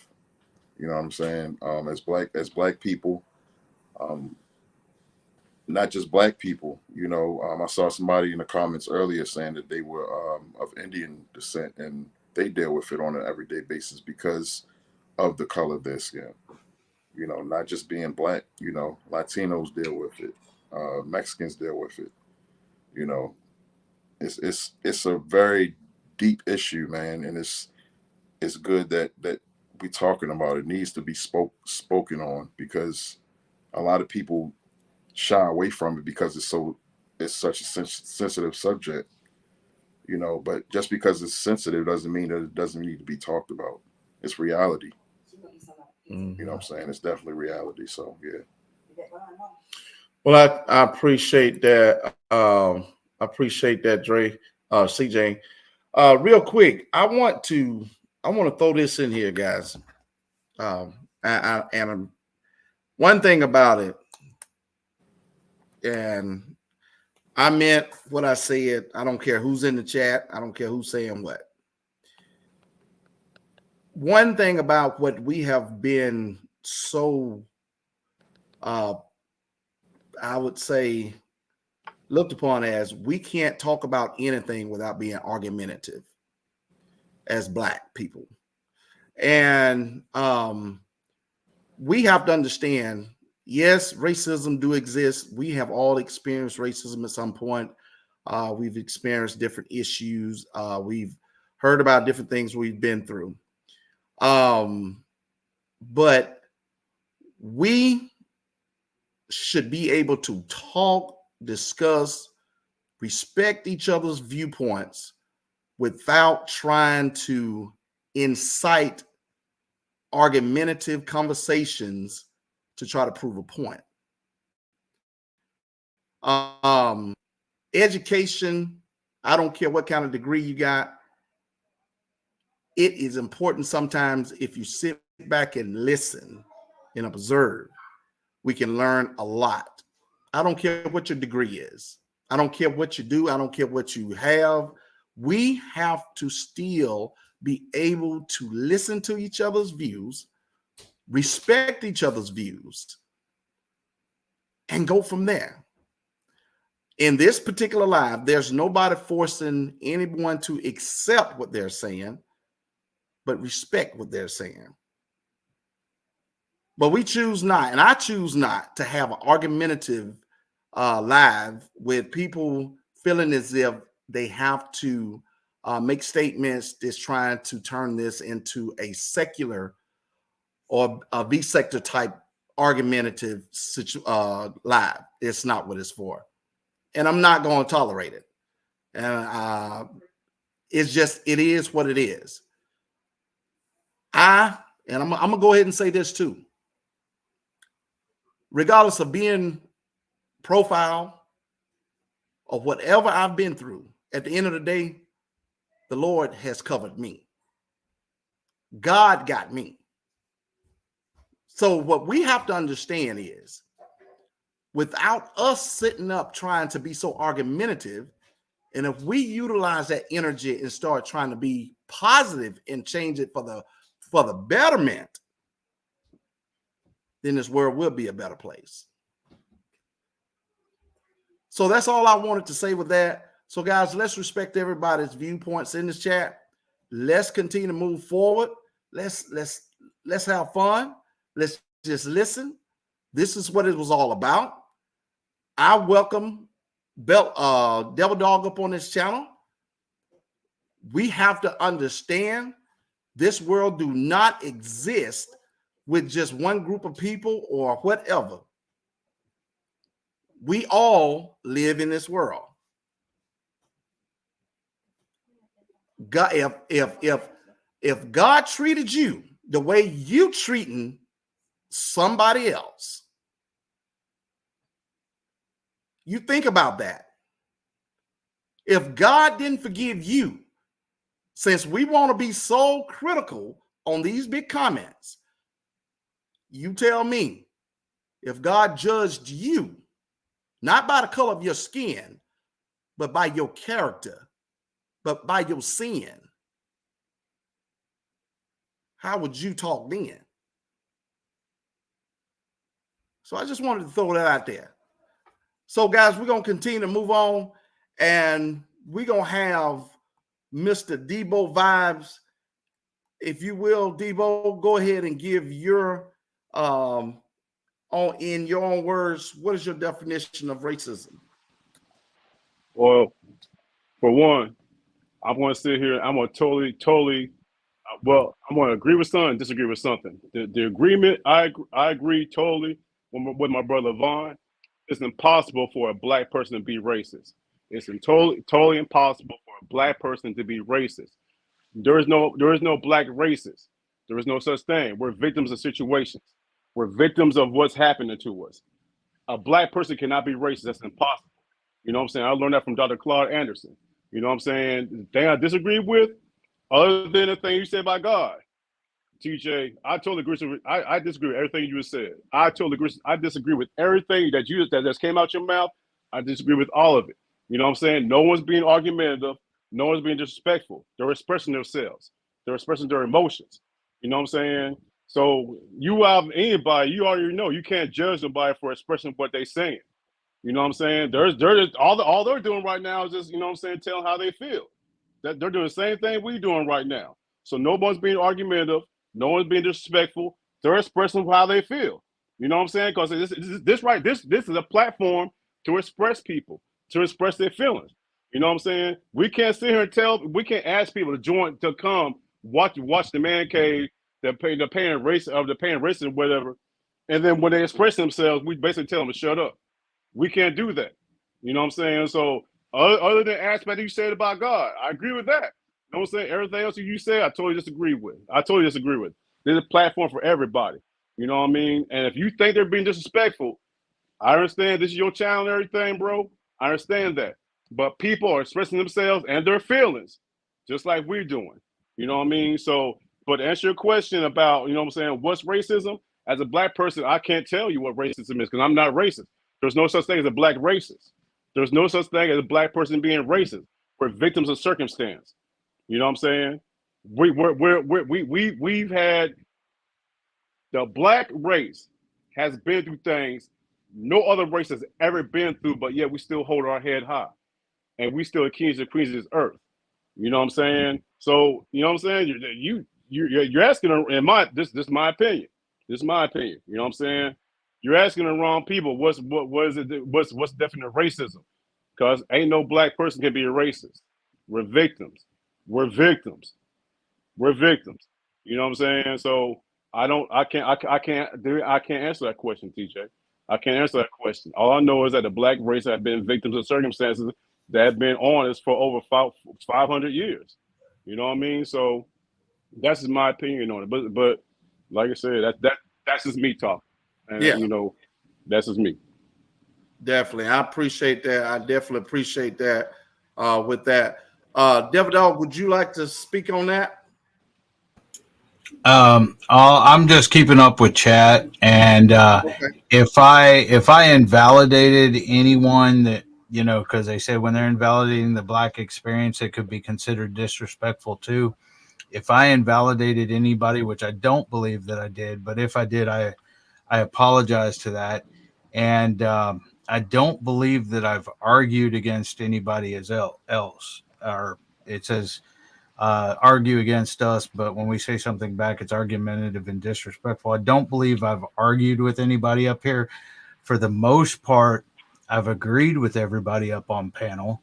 And I'm just, the only thing I was really saying is my perspective. As far as what Vaughn said, yes, I do believe there's a difference between discrimination, prejudice, and racism, but I disagree with him to a point, because there can be black racists. The definition of a racist, and I looked it up when y'all were talking about it, it says by an individual, community, or institution against a person or people on the basis of their membership in a particular racial or ethnic group, typically one that is a minority or marginalized. The belief that different races possess distinct characteristics, abilities, or qualities, especially so as to be distinguished them as inferior or superior to one another. So that's if you're a black man and you consider blacks, to be above whites, and you hate white people because they are white, that's racism. That's a racist. Now I do understand that there is different levels of racism. It can be economical, like somebody said, or class stature or things like that. But there's different levels of racism. The KKK is one of them, and Aryan Nation and stuff like that. But that's like a group of racists, not just one racist or whatever. That's like groups of racists. So, I mean, I do agree to Vaughn on most all of it, but I don't think it's just a class. There is different levels of racism. I agree. But if you're just a black person that hates whites or a white person that hates blacks, that is racist. And that's my opinion, and people's opinion differs. So I'm not saying that. I'm not saying that one's. Go ahead. I'm sorry. No, go ahead. No, go ahead. Now, I'm not saying that he's wrong. That's his definition of it, and my definition differs a little bit. But it doesn't mean I'm wrong and he's right or anything else. Go ahead. Let me ask you a question. You say you looked up racism, right? Where'd you look it up from? I just Googled it. I mean, I said, what is it? Definition of racism? Right. Okay. You Google the word white. What does it say? White? Hold on.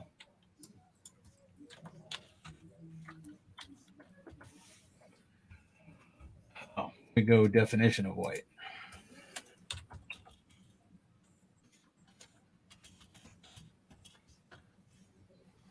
It says, of the color of milk or fresh snow due to the reflection of most wavelengths of visible light, the opposite of black, belonging to or denoting a human group having light-colored skin, chiefly used of peoples of European extraction. Then it has the nouns, the verbs, different meanings. White, that's the definition that came up? That's the definition when I Googled it, yes. The color white? Yeah, the number one, it says of the color of milk or fresh snow, due to the reflection of most wavelengths of visible light, the opposite of black. And then number two on there says belonging to or denoting a human group having light-colored skin, chiefly used of peoples of European extraction. That's what it says. Oh, that's interesting. Okay. No, the reason I was asking because I've looked up the definition of white in dictionaries, right? And the definition I came up, one of the first things it said was pure, all the negative connotations. I mean, I'm sorry, all the positive connotations of life. White, you know what I'm saying, being like light, you know what I'm saying, pure, et cetera, et cetera. And that's why I was asking where did you get that from? Because the word white, when you put in the word white, it says all the good things about it, but we all know that, you know what I'm saying, the color white, meaning some white people, they're not pure. I see what you're getting at, yeah. Not all that. You know what I'm saying? It could be total opposite. So on top of that, to be honest with you, you're looking up something in the internet, and the internet is not reliable at all, to be honest with you. We all know that. So your sources, I mean, if you Google something, you might not want to Google anything, because if you Google anything, that could be any definition man-made by someone else, by someone who's put that there. Just putting it out there, that's all I'm saying. I get you. Okay, any more responses from anybody on the panel on that question? Okay, let's tune into the chat a little bit. Let's go with the chat here. Let's throw it back up. And once again, we appreciate everybody. We got 30 million people still hanging tight in the chat. We appreciate everybody for being into the chat. Once again, we welcome you all to the Man Cave live streaming, dealing with pain of racism. We have Ralph, with Real Ralph Mickaboo on the panel. We have Vaughn with TMV Nation. We have Debo Vibes with Debo Vibes. We also have CJ with CJ and Sharice, and our panel guest, Mr. Devil Dog, on the panel with us tonight. So let's go back and let's read some of these. Did any of you guys have a particular something y'all seen in the chat that we want to kind of tune in on here? Let me see here. I guess you guys can see the chat as well as I can as well. I say we keep going with your questions, man. Okay. We definitely want to make sure that the chat knows we ain't forgot about you. I definitely want to let you guys know we are in tune with you. We may miss a lot of them because, as you guys can tell, the conversation is deep. So we're moving it right along. All right, so here we go, guys. All right, next question. At what age did you figure that racism existed? We're gonna start with CJ first on that. At what age did you figure racism existed, bro? What age? Yeah. I don't know exactly what age, but like I was explaining earlier, Emmett Till was the first situation that I saw where I knew something was wrong. You know, I didn't understand it fully when I saw it, but yeah, the Emmett Till situation. I believe when I first saw that, I was around 6, 7 years old, I believe. Okay. But yeah, that was the first time that I seen something like that and knew that it was wrong, but didn't fully understand it. But yeah, now looking at it now, of course, yeah, we all know what it was. So yeah, I would say Emmett Till, and when I was around 6 or 7. Okay, that's what's up, Mr. Vaughn.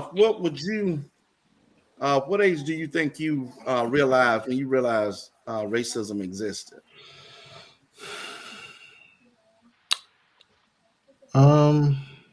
I know you got to think back far, Vaughn.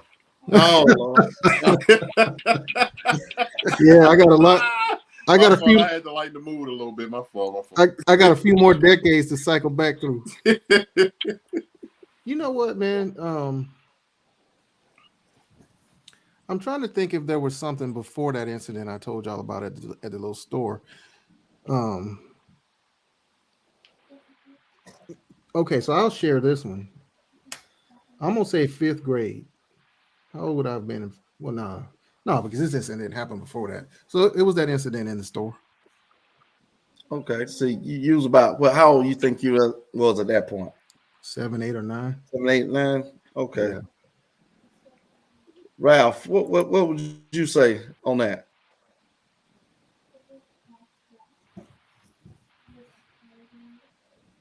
You on mute? You muted out, Ralph. Ralph, you on mute? Okay, you hear me? Yeah. Yeah, I was about I was in the 8th grade, 14 years old. I seen little signs of it coming through school, you know, with teachers, you know, showing favoritism more to the white kids than the black kids. And, you know, I didn't understand it at first, but I felt it was something there. And then I really experienced it. I said this story a little earlier about how one kid, we was in school and the kid called, you know, a few people in the classroom a nigga. So when the bell rung for everybody to go home, they called him going to the bus. I mean, it was like 30 black kids, man, just surrounded this one guy, white guy. And they asked him again, like, what you calling? And they popped him, man. Like I said, and that was my first time really experiencing that experience about 14, and I really knew it was real. Then I was like, yeah, racism is really real, man. Gotcha. What would you say, Mr. Debo Vibes? What would you say about what age do you think you first experienced dealing with that? I mean, like I said, I mean, I never dealt with racism, you know what I'm saying? But I knew it was out there probably when I was about 12 years old, you know what I'm saying? Around about seventh grade. That's when I, you know what I'm saying, I started seeing things about, you know what I'm saying, how people treated, well, how white people, you know what I'm saying, treated black folk in a certain particular way. You know what I mean? That's why I was Yeah. like, okay, you know, that's where I was like, okay, this part of the thing that, you know what I'm saying, this is how it's going to be type of stuff, you know what I'm saying? So, you know, we're probably 12 years old, man. Okay. Now I want to ask the whole entire panel this question because it's kind of curious to me, and with Debo and what just sparked that, because I thought about Debo being out at he's from you say you grew up in the West Coast, right? Correct. Correct. And being from the West Coast to the South, far as racism, now I didn't grow up in, even up north. Now, do you have more of, blacks and Latinos against each other, or in the West Coast, blacks and Latinos more against each other, or white and blacks? Been more white and black, bro. And the reason why I asked that, I've seen a lot of, I look at a lot of documentaries, and that's, one of the things they talk about, which they mention a lot of, Latinos, they, deal with, the community, which I had a nephew that grew up out there as well. And he mentioned even that was one of the biggest ones, was more so Latinos against blacks in the West Coast. And so that's the reason why I wanted to ask that. For as now, I know down south is really, one of the, toughest, areas of racism. It's all around, but definitely in the South is really, really, just blunt, completely blunt with it, with no hesitation, no hesitation at all. So yeah, it is what it is. So Well, the thing about it is, bro, like back in the day, I mean, you know what I'm saying, from as far as like Latinos and blacks, that's more gang affiliation, you know what I'm saying? Like the gangs, you know what I'm saying? But like that's why I saw, you know what I'm saying, man. But no doubt, man, the racism really came from white folk, bro. yeah, okay. Yeah, I know where, far as it stem from, as far as now how they, I kind of go back and forth in those areas like that. So on that question with Devil Dog, what age would you say you? And the reason why I'm gonna ask you that question, Devil Dog, is because, like I said, racism is taught. I would say this: do you think at any given point that you was taught the difference between black and white? Like you cannot deal with this black person or date this black person because they're black. At what age do you think that, or can you say that you was dealt that hand to have to, choose a color?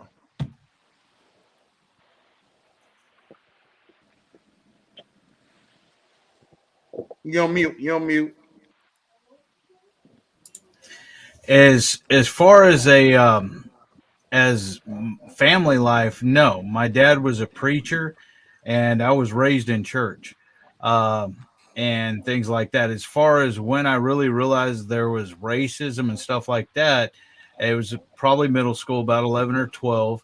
And that's after my dad was out of the army and everything else when we moved back to Texas, because you'd have fights in middle school and it would tend to go along race lines, or you would hear about, a town in Texas that was predominantly KKK and stuff like that. You'd hear stories and stuff. So that's where I kind of, now I went to a 15-5A school in middle school and high school, but I mean, so it was pretty diverse and everything, but you did see lines and hear stuff. Me being a white guy, I mean, I can tell you this guy that I used to work with, he grew up in Matagorda Bay, and when I was working with him, you never knew he was prejudiced or anything else, because there was a lot of people from Africa, like really from Africa, from like Nigeria and stuff like that.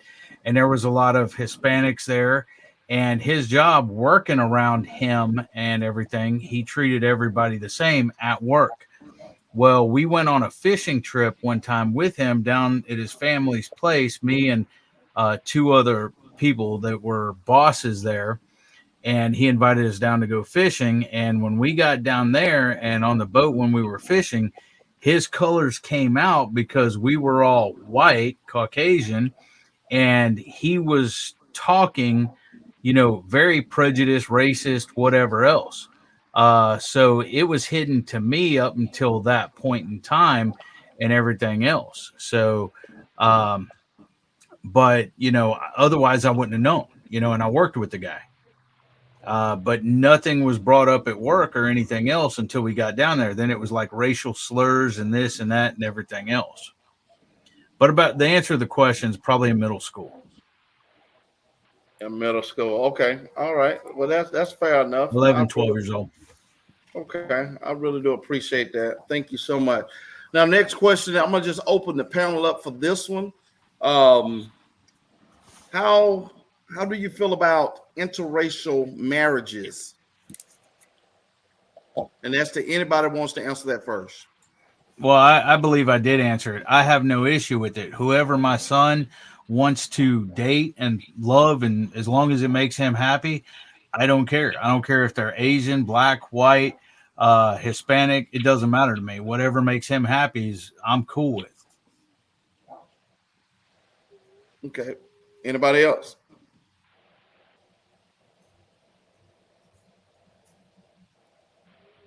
I have no interracial marriages.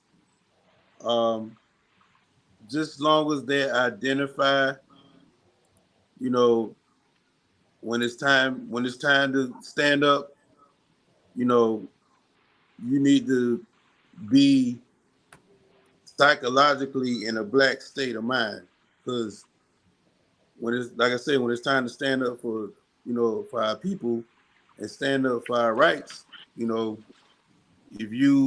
I feel like if you married to a white person or you married to a black person, you should be in a black state of mind if you married to a black person, because when it's time to get down, it's time to get down. So I don't have no problem with interracial marriages. Just be on the black agenda when it's time to be on the black agenda. Say that. Hey, Ralph. Ralph, say that last part one more time, but say it with your chest. When it's time to be on the black agenda, it's time to be on the black agenda. I like that. That boy crazy. That's all I got. No. That's I like that, because he's telling the truth. I'm listen to me. When I told y'all earlier, I have nothing against anybody. I love all people, and like Ace just said, love is love. Whoever you love, it doesn't matter the color of their skin. But if you want to cross that line, that black line, you need to be willing to take on everything that comes along with it. Yep. You know what I'm saying? And I'm not saying that in a way to say, all I'm saying is, if you dealing with this black man or you dealing with this black woman, if you really love this black woman and this black man, you need to be able to deal with what this black woman and this black man deals with as a black woman and a black man. That's all I'm saying. Yeah. Right. What do you think, Vaughn, Debo?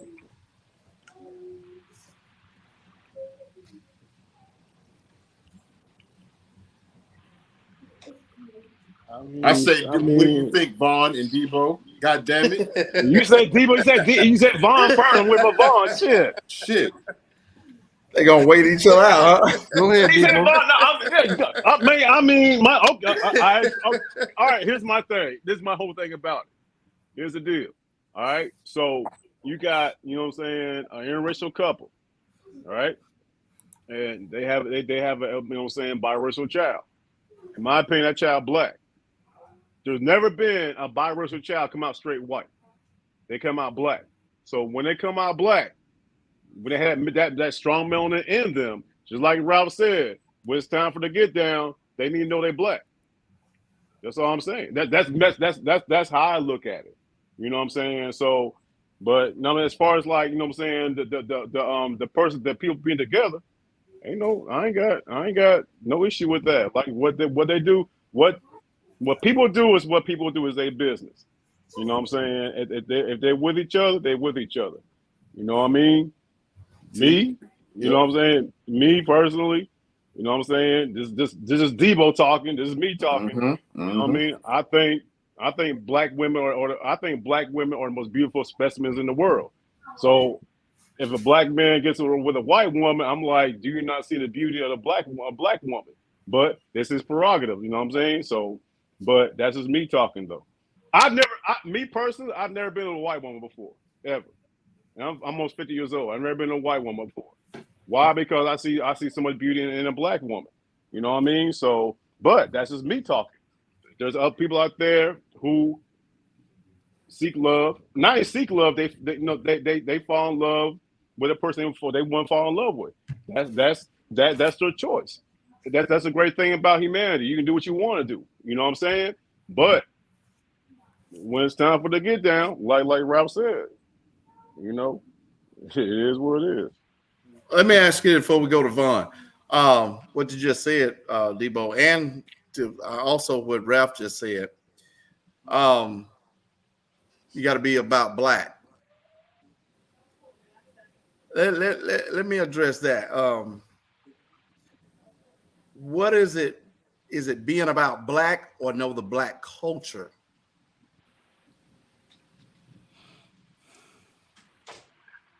Who you asking? Who's that for? No, I'm just asking between you and Ralph. When you said be about black, are you saying be about black? Because see, I'm finna say something it's a twist to that. When you say be about black, are you saying know the black culture, meaning know what to expect from the black culture, what we have to deal with, or what are you meaning by? No, I'm not saying what we gotta deal with. I'm just saying me. I know what I'm saying. I can't speak for Ralph. I'm saying educate on blackness. That's what I'm saying.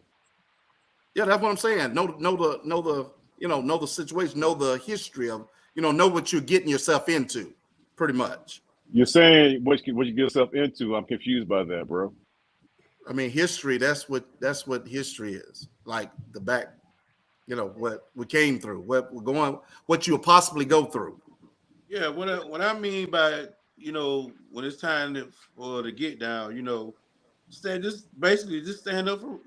against racism, stand up against prejudice, stand up against racial profile. That's what I was trying to see. Yeah, just stand with us. That's all we ask. Stand with right. Pretty much, like you said, you stand on right. You stand against the BS. Because see, and the reason why I'm speaking on that is because I have a son. I have a son that married, a white lady. I have biracial kids, grandkids. So I cannot say that. How can I teach my children just look at it as a black way? My grandchildren, they're biracial. They got to know their white culture and their black culture. Another thing, not everybody agree with it because we want to see it the way we want to see it. The whole point we are all missing is not about color. We all was created equal out of God's image and likeness. Okay? Man separated it. Man separated it by color and the way we treat each other. Right. So here's my question, TJ. I understand what you're saying. So what do we do now? What I do heard we you do saying now? about we're all born. You know Good what I'm saying? question. And Good God's question. image and likeness, but here we are. That's not the case. That's not the case in the real world, bro. The real world is, what do you do to make it better? Not hang on to what you don't want to make better. You see what I'm saying? So that's just like you said, a lot of beautiful black women. It is beautiful black women, but as well, there's beautiful white women. So you mean to tell me, now listen, let's flip this thing around to what we just said. Debo, what you just said as well. What if a white person was on this panel right now saying you got to be about the whiteness? How would we perceive that? How would we take that? And that's just a question for you, Debo.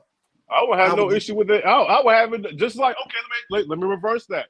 If you got a Filipino descent, a Filipino from the Philippines, and that man said Filipino women are most beautiful women in the world, would that be an issue? I'm asking you, TJ. It's yes, no question. Say what now? If somebody from the Philippines, a man said a Filipino woman is the most beautiful woman in the world, would that be an issue?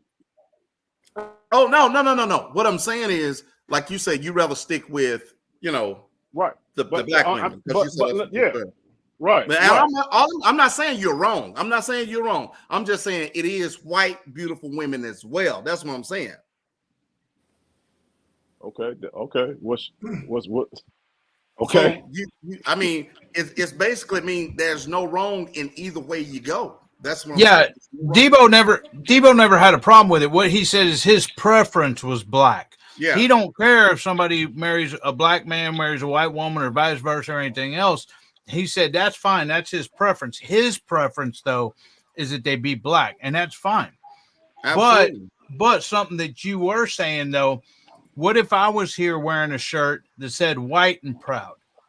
I mean, that would be more, to me, because that's not the same. If you had Sharon right now said white women are beautiful, I would have no problem with that. No, I'm just saying. No, I understand but he had brought up a point, to where, or he had said something, what if a white guy says white women are beautiful, blah, blah, blah. And just saying, but Ralph's up there wearing, a black and proud shirt, which I ain't got no problem with or anything. But what I'm saying is if it was flipped, if there was a white man, like if I was wearing a white and proud shirt, what would y'all think of that? Just asking. I can respond to that. Go ahead. Go ahead. So Go ahead, Vaughn. I think historically, it's kind of, and I'm not saying you're doing this, Devil Dog, but historically, I think it's been disingenuous when black folks do things like wear a black and proud shirt, or anything that's about pride in ourselves, Black Lives Matter, all this other stuff, to compare that to, well, what if a white person did it? Because white people did do that way before we started doing it, but it meant something different.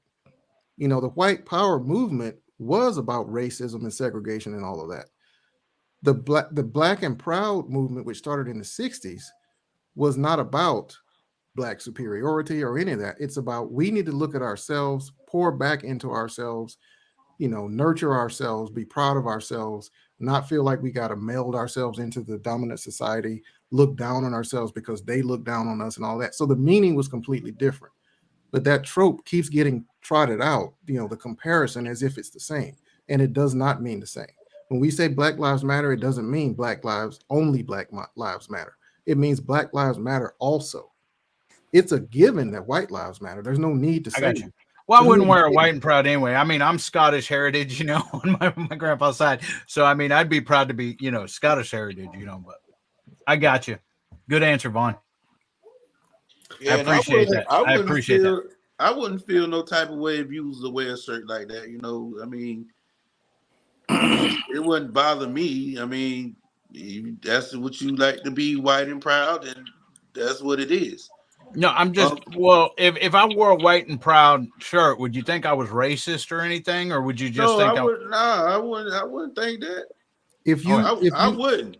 if I you, would think. I would think that by the way of your actions. That's what. Yeah, that's exactly. That's how I judge people, not by the color of their skin or whatever else, but by the way they present themselves, by the way they act and everything else. That's how I judge a person, not by the color of their skin.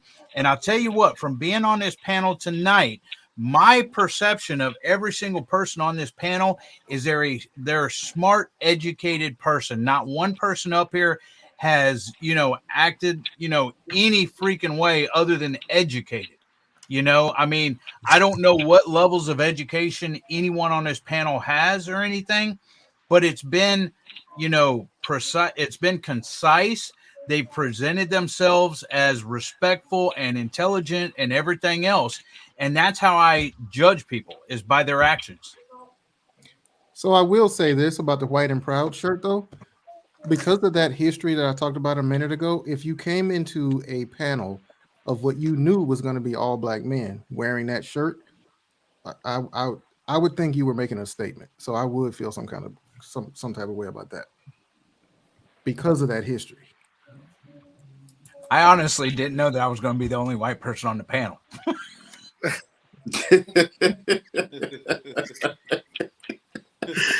Hey, TJ, you didn't warn this man. Hold on. I got an email from him inviting me up. I'm like, yeah, I'll go. Yeah, TJ ain't even told us he was coming up here. Oh, really? Really? Yeah, we had no clue, bro. Nah, Maybe We if you'd thought, have got, no, maybe if you you'd have did. got, maybe if you'd have got on the conference call, Debo, you would have known. You'd have known. man, he said, I am not Debo. No, I'm talking about Debo. Talking about no, DJ didn't. No, no, TJ didn't. Rob was on it. He said he didn't even know. Ralph was asleep. Ralph was getting ready to go to work, man. Ralph was all right, now to my point. CJ, you was on there. You heard me when I mentioned it, right? Yes. Case closed. Everybody wasn't on the conference call, but yeah. Yeah, it wasn't because we was hoping everybody got on there. I don't think Dre was on there. Von didn't get on there. Yeah, he didn't get on there, but Yeah. I definitely, like we always do, we bring everything to the panel before we actually present it. So, okay, moving on with the next question, man. We're gonna make this the last question so we can get off into the funny part of the night.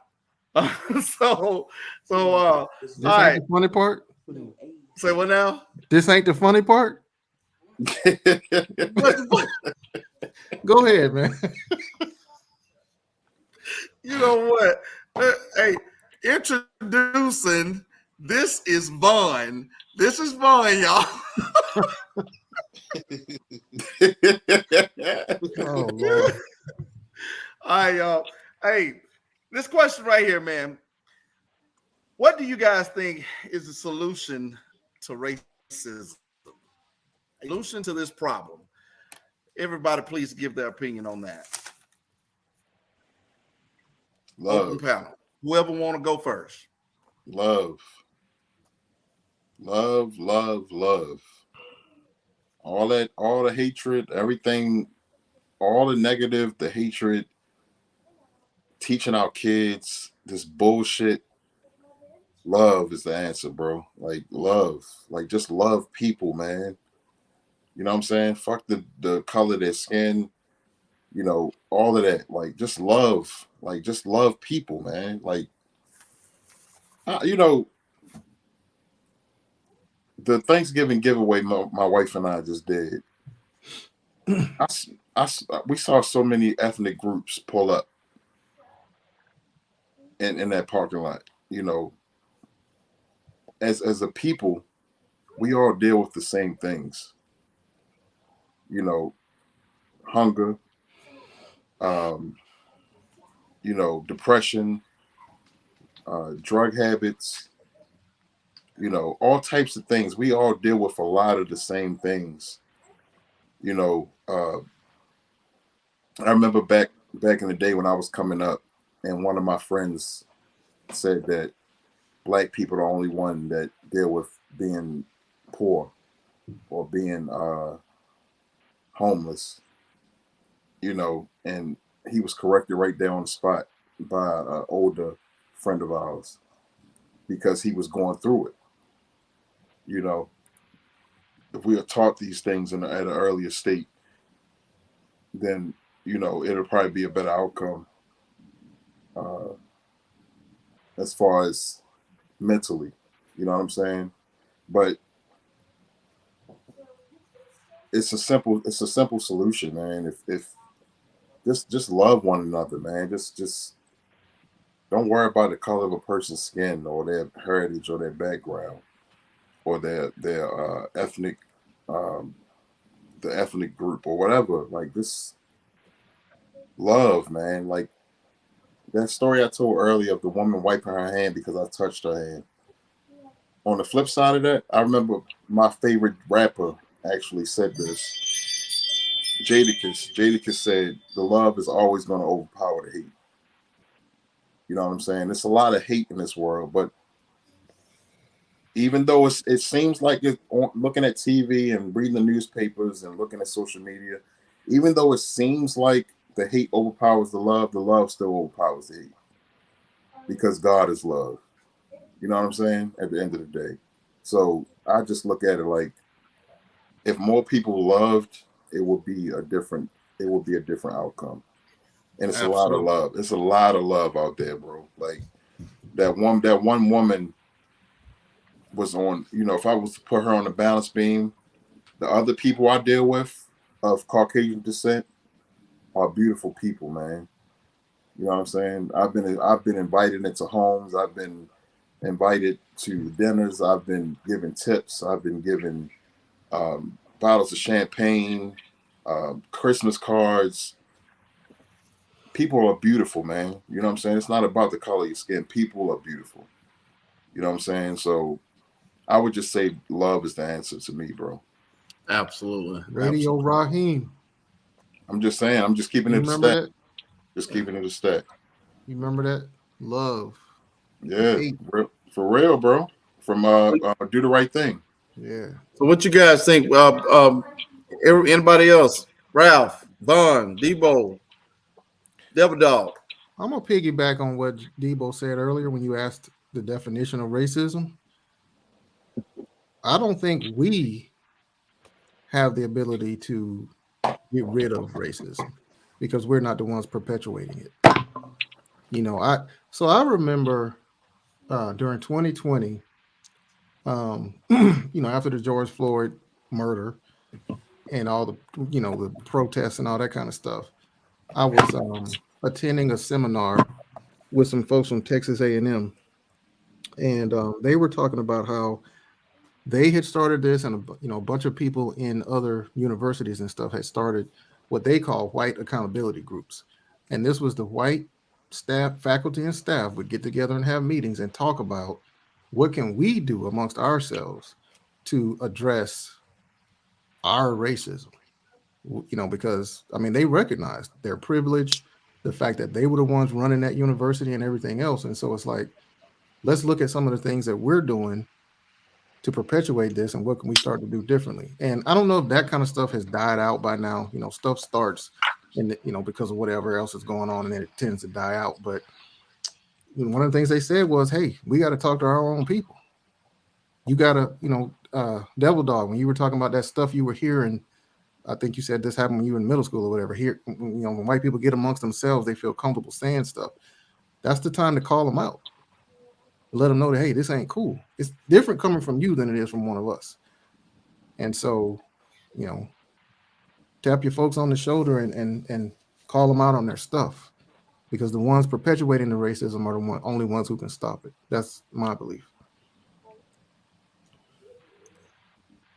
Let me ask y'all something real quick based off of what Vaughn was just saying. What is if we definitely, even within our own community, want to get this under control, or even try to do something about it. What's the difference between when, and this is just a question for us, the panel, to discuss here, the N word from a white man saying it to us versus when we calling each other that every day? I don't use that word no more. I don't. I substitute that word with bruh. You know, that bruh, you know, that came from the streets. It sounds better and it sounds more, you know, brotherly, you know. So I tell, you know, young guys, you know, that all I said, man, you know, don't call, you know, don't call me a nigga. I'm not your nigga.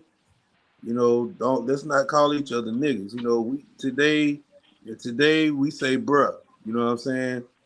You gotta tell the young guys that more. You know, stop using that word against one another. I don't even like it when we use it around white people because that make them feel like they can use it. You know, so I rather, you know, I don't like to use that word, and you know, I just substitute it with another word because I used to say it all the time too. You know, and I know a lot of white people be like, you know, well, y'all say it to each other, and you know, yeah, we say it to each other, but that don't give you the right to say it, you know. And the reason why we said it to one another because we embraced it and we used it as a brotherly and sisterly term, but that wasn't. We shouldn't have been doing that. We shouldn't have been doing that. So all the young guys out there, sisters too, you know, let's address each other with, you know, sis and bro or bruh. You know what I mean? And let's toss out that N word, calling each other that. You know, Because you're actually being truthful. I mean, we've taken something that, like we're saying, we are, talking about racism, but the white man created the term of, the N word toward to this to basically describe people of color, brown skinned people, and we've taken it and have spread it through our community as being a slogan that we use amongst each other as being cool. Uh, and see, until we really look deep, if we look deep like that, we'll notice, okay, we need to stop that because we're taking something that we were lynched and called. We was lynched and we was called this name over and over and over again. But now we're using it as a slogan, so um and a lot of older people, they don't even like to hear it because they know the pain that really comes behind that. I'm definitely, I would definitely just question. Anybody else had any opinion on that? When it comes down to the word itself, to me, what I've learned over the years, that word is it's looked at differently from all aspects, but from two specific. If you talk about two specific aspects that actually matter because of where they came from. Of course, we know why the white people said it back in the day. Of course, we know that. But I think a lot of the reasons it was used by the black community was something that Vaughn touched on earlier. It was a sense of empowerment and what we went through. No matter what we went through, we kept our heads up. So we're going to take your word that you degraded. We're going to take your word that you degraded us with back in the day, and we're going to pretty much say, like, we're going to take it and we're going to use it, but you can't use it no more. It was some source of it was a sense of empowerment, but it was I think it was executed the wrong way. If that makes sense, you know what I'm saying? We're going to take it away from you because you used it to degrade us back in the day, and we're going to use it now, but you can't use it because You used it back in the day the wrong way. We're going to take it and use it. And if you use it, we're going to beat your motherfucking ass. That's the way it's looked at today. But at the end of the day, it's still a word that was used to degrade us. And I'm not going to sit up here and say that I'm not one of the ones to use it, because I've used it and I still use it. You know what I'm saying? I'm at fault of that. You know what I'm saying? But I agree with everybody that says that the word should be terminated. I wish we could take that word and really bury it away, but unfortunately, it's not going anywhere. You know what I'm saying? It's not going anywhere in our community or in the white community. It's still being used. That's true. Well. You know, and that's one of those things, man. I've seen you. So I agree with you 100%, CJ. That's one of those things. Other groups have done the same thing. I've seen Mexicans refer to each other as beaners and all this other stuff. I can't say it though. I wouldn't dare. I've seen gay people call each other some of the slurs that have been used against them. So groups, I think, take some of these terms and turn them into terms of endearment amongst themselves. And they have every right to say what you just said, CJ. We've taken this word back and made it our own, but it's still going to be seen as an insult if it comes from anybody outside this community, whatever this community is. Right. So whatever this community is, you hear what he just said, whatever this community is, as a black community, we stand, thank you, we stand so strong on black this, black that.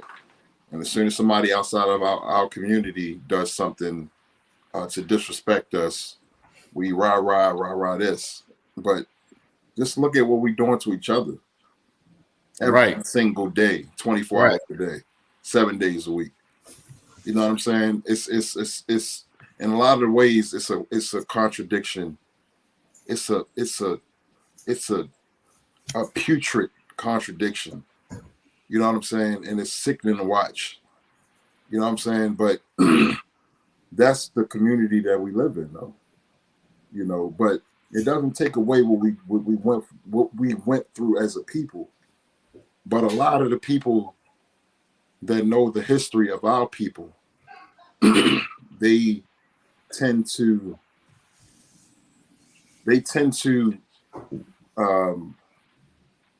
go about it the wrong ways. Like they use it to their advantage when they want to use it. It's hard to explain, man. I mean, it's frustrating though, because the same things that we as black people get frustrated about when somebody else does it to our community or our culture or our ethnic group, we doing it to each other every single day. You know what I'm saying? So I mean, it's tough, man. It's tough, but it's a learning process, man. That's why I go back to what Annabelle said earlier, is to learn. It's a learning process for people that don't understand it, and the people that really don't understand it is our kids. They don't understand it because it's not being taught to them, or it's not being explained to them. You know what I'm saying? And this needs to be explained, because or else we're going to continue to have these generational curses. It's going to continue and continue and continue because it's not properly explained. You know what I'm saying? So not to be long-winded, man, but that's it. Right.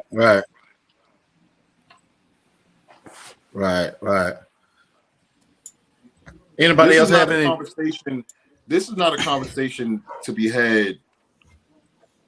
This was a great conversation. This was a great episode. But this is a conversation that could be had for hours and hours and hours.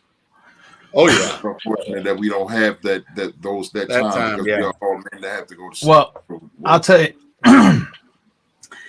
you a couple things. Okay, I don't use that word, and I was taught long ago by my parents and everything not to use that word.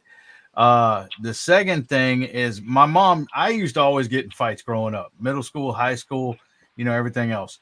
But my mom always told me, sticks and stones may break your bones, but words will never hurt you. Okay, so I don't care what anybody calls me. It's not going to bug me. Now, I do understand where y'all come from. And with CJ explaining that, that's something I never thought of. I'm like, why is black people allowed to call each other that, but white people can't?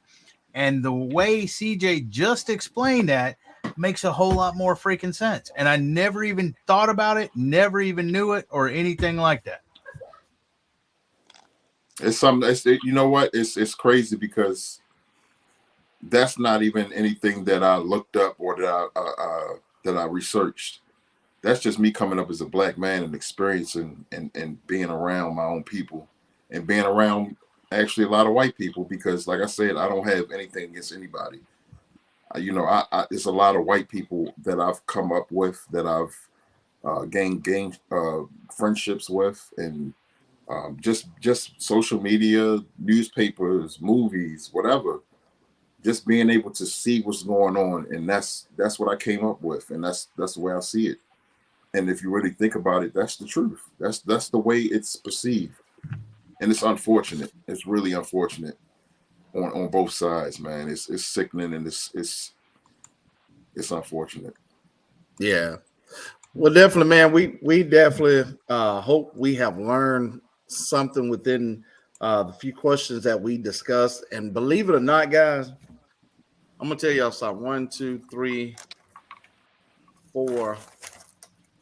Don't y'all know we only covered 4 questions out of 20? That's why I say, man, this is not a conversation that we had in a couple That hours. was only 4 questions that we elaborated on for 3. That's about 3 hours. So probably got to be part 1. Yeah, that was really good. And big ups and shout out to Belt Loop for being in the chat, and his friends and family that came in as well. And Devil Dog, we want to say thank you to you for coming up on the panel and representing and talking to us along with us on this live pertaining to this issue. We definitely appreciate your kindness of, showing with a lot of heart to, speak the things that you felt as well. And we appreciate all the guys on the panels for speaking your views and your viewpoints as well, on the panel, and the people that was in the chat. We appreciate everybody for showing your support for the Man Cave live streaming, for the guys that actually stepped out tonight, and we held it strong. It is something that we can definitely be educated upon and continue to be educated on this. So what we're actually moving into next, Devil Dog, like I said, if you would like, you can drop down. If you would like, we're definitely getting into the we actually got what you call it, a dirty Santa. Dirty Santa. I think ain't that what it is? No, Game Secret Santa. Secret Santa. Get Secret right, Santa. Pastor. Get right, Pastor. Yes, sir. I'm sorry. Well, Secret Santa. But Devil Dog, like I said, we would like to appreciate you for coming up. Would anybody like to say anything to Devil Dog before he dropped down? You on mute, CJ? Hey, man, I just want to say to Devil Dog that we appreciate you being here, bro, and giving a perspective from others, from another side of the spectrum, man. And it was great, man. It was great. It was a great episode, and I enjoyed myself, man. Me personally, I enjoyed myself, and I hope we can. I actually hope we can touch on this again. I hope this is not the last time that we touch on this, because I feel like it was a lot left on the field coming from us. If I was to use a sports term, I feel like there was a lot left on the field, and we can definitely revisit this topic. Anybody else, please want to show gratitude to Mr. Devil Dog? Yeah, man. I enjoyed his points of views, and him understanding, where black people coming from, and looking at his views and whatnot, and that was good. That was good to have a little balance up here tonight, coming from a white guy. So that was shots out to him for coming up here and being among us brothers, and I appreciate that. Most definitely, most definitely. Well, anybody else have anything to say, Debo or Vaughn?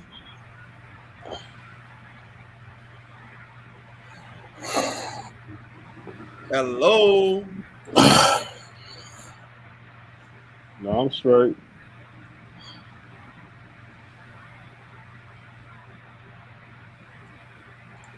Hey, Drake, would you like to say anything as far as Mr. Devil Dog coming in? Nah. All right, let's move on to the gifts, man. Hey guys, we everybody that's in the guests, man.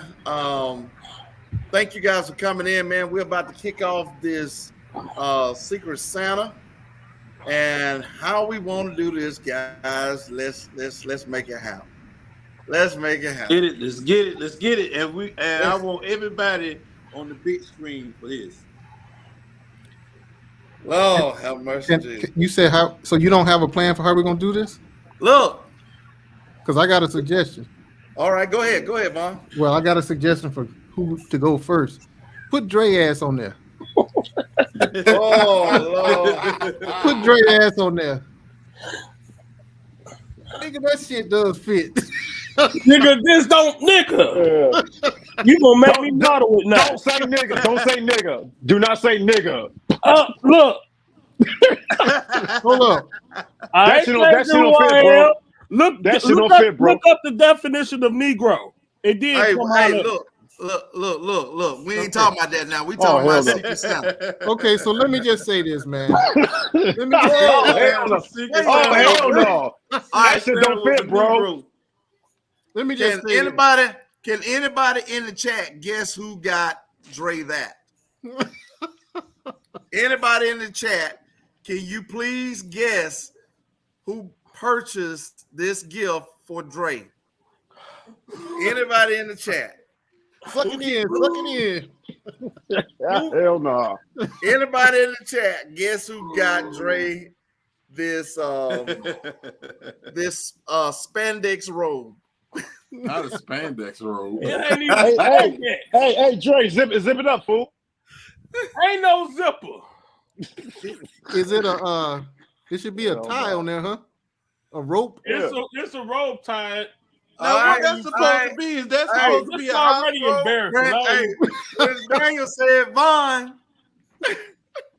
So let me say this, man. Dre, come back on the screen. Hold on, I gotta get the full attire. So that's supposed to be a house robe? Is it supposed to be a house? Oh, that's the belt? Yeah. Oh, man, hell no. Yo, Dre, man. Hey, Dre, don't cut off your circulation, bro. Oh my goodness. So let me say like this. one of those sumo wrestlers. I am your Secret Santa. When you put that shit in the chat, I was all prepared. And you wearing the shit, I'm stretching it all out and shit. I was ready to come on here and tell you there's another gift on the way. So there better be. We're gonna return. So we're gonna return that, even though you wearing it and shit. But okay. So you can bring your replacement gift on the next man cave.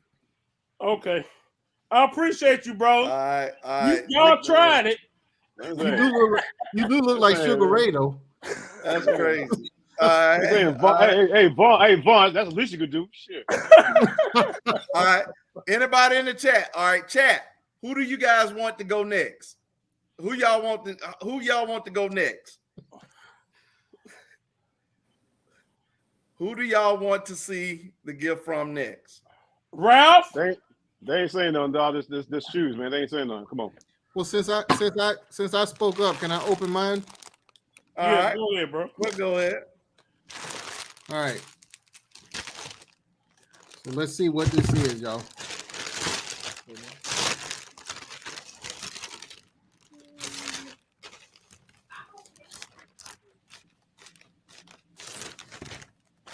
All right, what is this?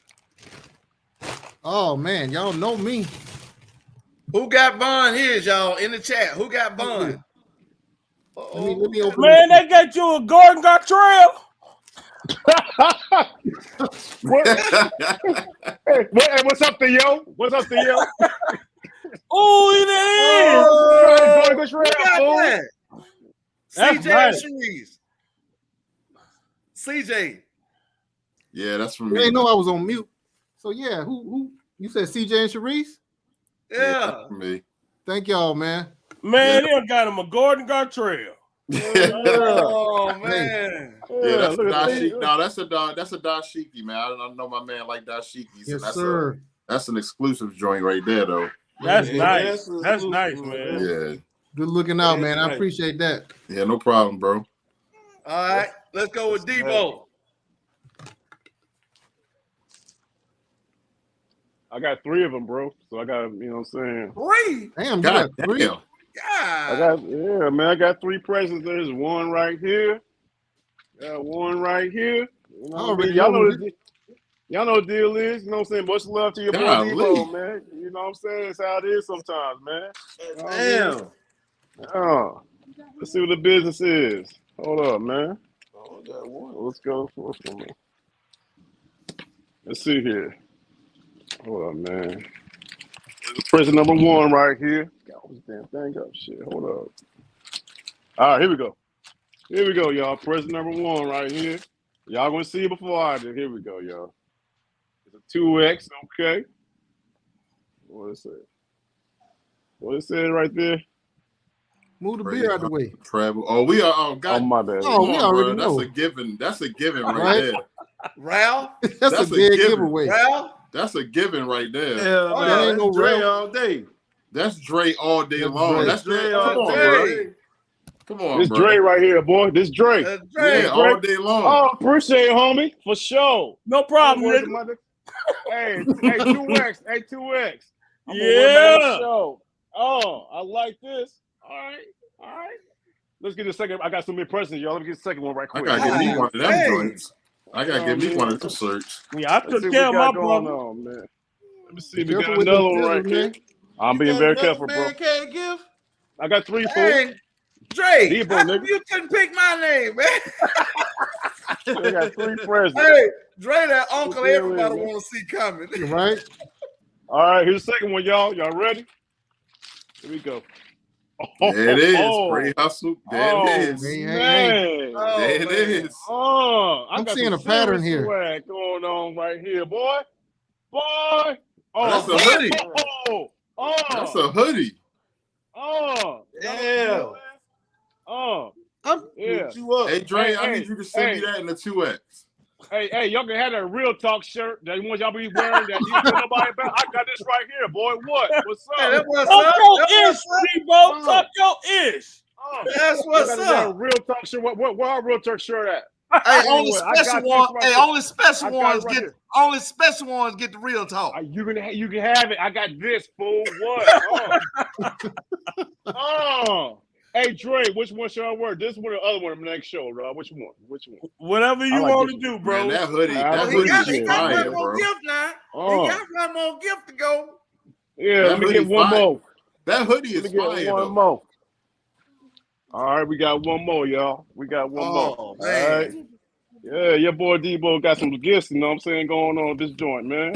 That's some These toe tennis cream. shoes. These tennis shoes right here. These No, that's tennis some No, shoes. it's toe. small, No, but that's some shoot, they whipped down. cream. That's some toe whipped cream. He can suck off some feet. Oh yes, that'd be so. Oh my God, I'm praying it is. I'm praying it is, bro. I'm praying it is. Come on, foot cream, goddamn, so I can suck some goddamn toes. Shit. All right, here we go. Whoa. We don't need to hear all the toe jam. Here we go. Bam. Here we go. Y'all ready? Let's see what the deal is. Let's see what the deal is. Hope it's some Frank. It's some Franks, nigga. I'm gonna send it straight to your ass with a bomb inside of it. Here you go, right here, man. What we got going on here? Oh man. Oh, sniff that! Whoa! Oh, your boy got some cigars in the building, yo. Yeah, Okay, there we go. Damn. There you go. Your There boy it is. done Open came that up. through. Open that up. Open that up. Open that bag up. Show 'em what you got in there. All right, man. Let's see what your boy got. Make You sure I ain't cut my got to cut the cigar. bag, bro. It's just Ziploc. He don't Oh, fuck my up. bad. No. No, I ain't gonna put no cigar up, man. Let's see what we got going on, man. Look at these sticks right here, yo. Oh, Yo! man. I see my Oh! favorite brand in there too. I see that, my father. Look at it. I Your see boy that, my good. father. Your boy good.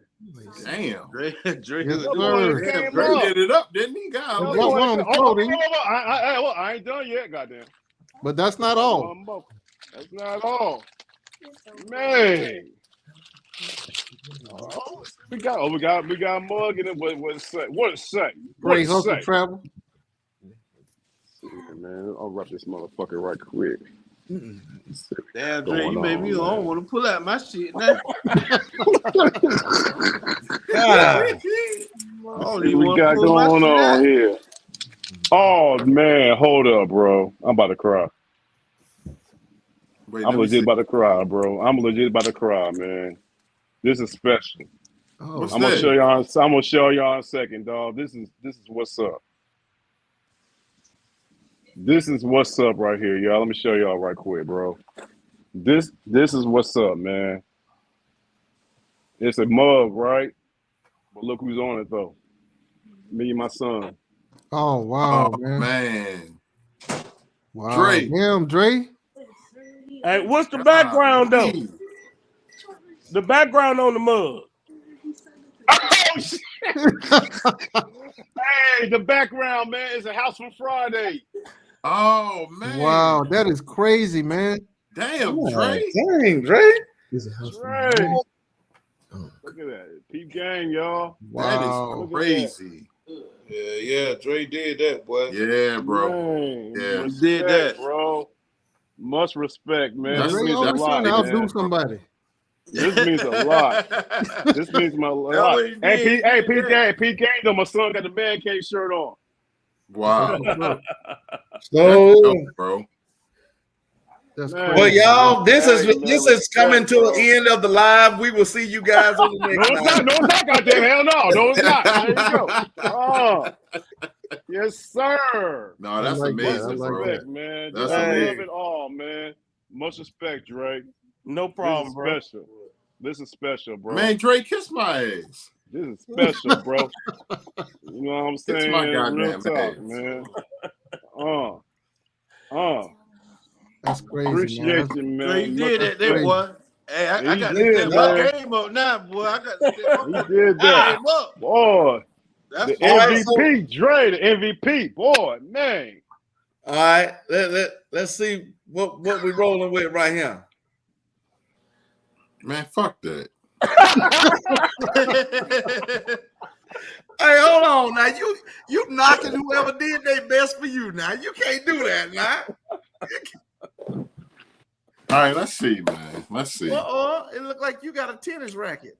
No, I got something going on. You know, it's a big box right here. You know what I'm saying? We're gonna see what's going on with the goings on. Hey, Damn, what they use? Gorilla glue on this we're motherfucker? gonna see on the panel who can guess this one. Hold on. God damn. All right, let's see what's going on. Oh, it's another box. Damn. Okay, all right. Here we go with these boxes.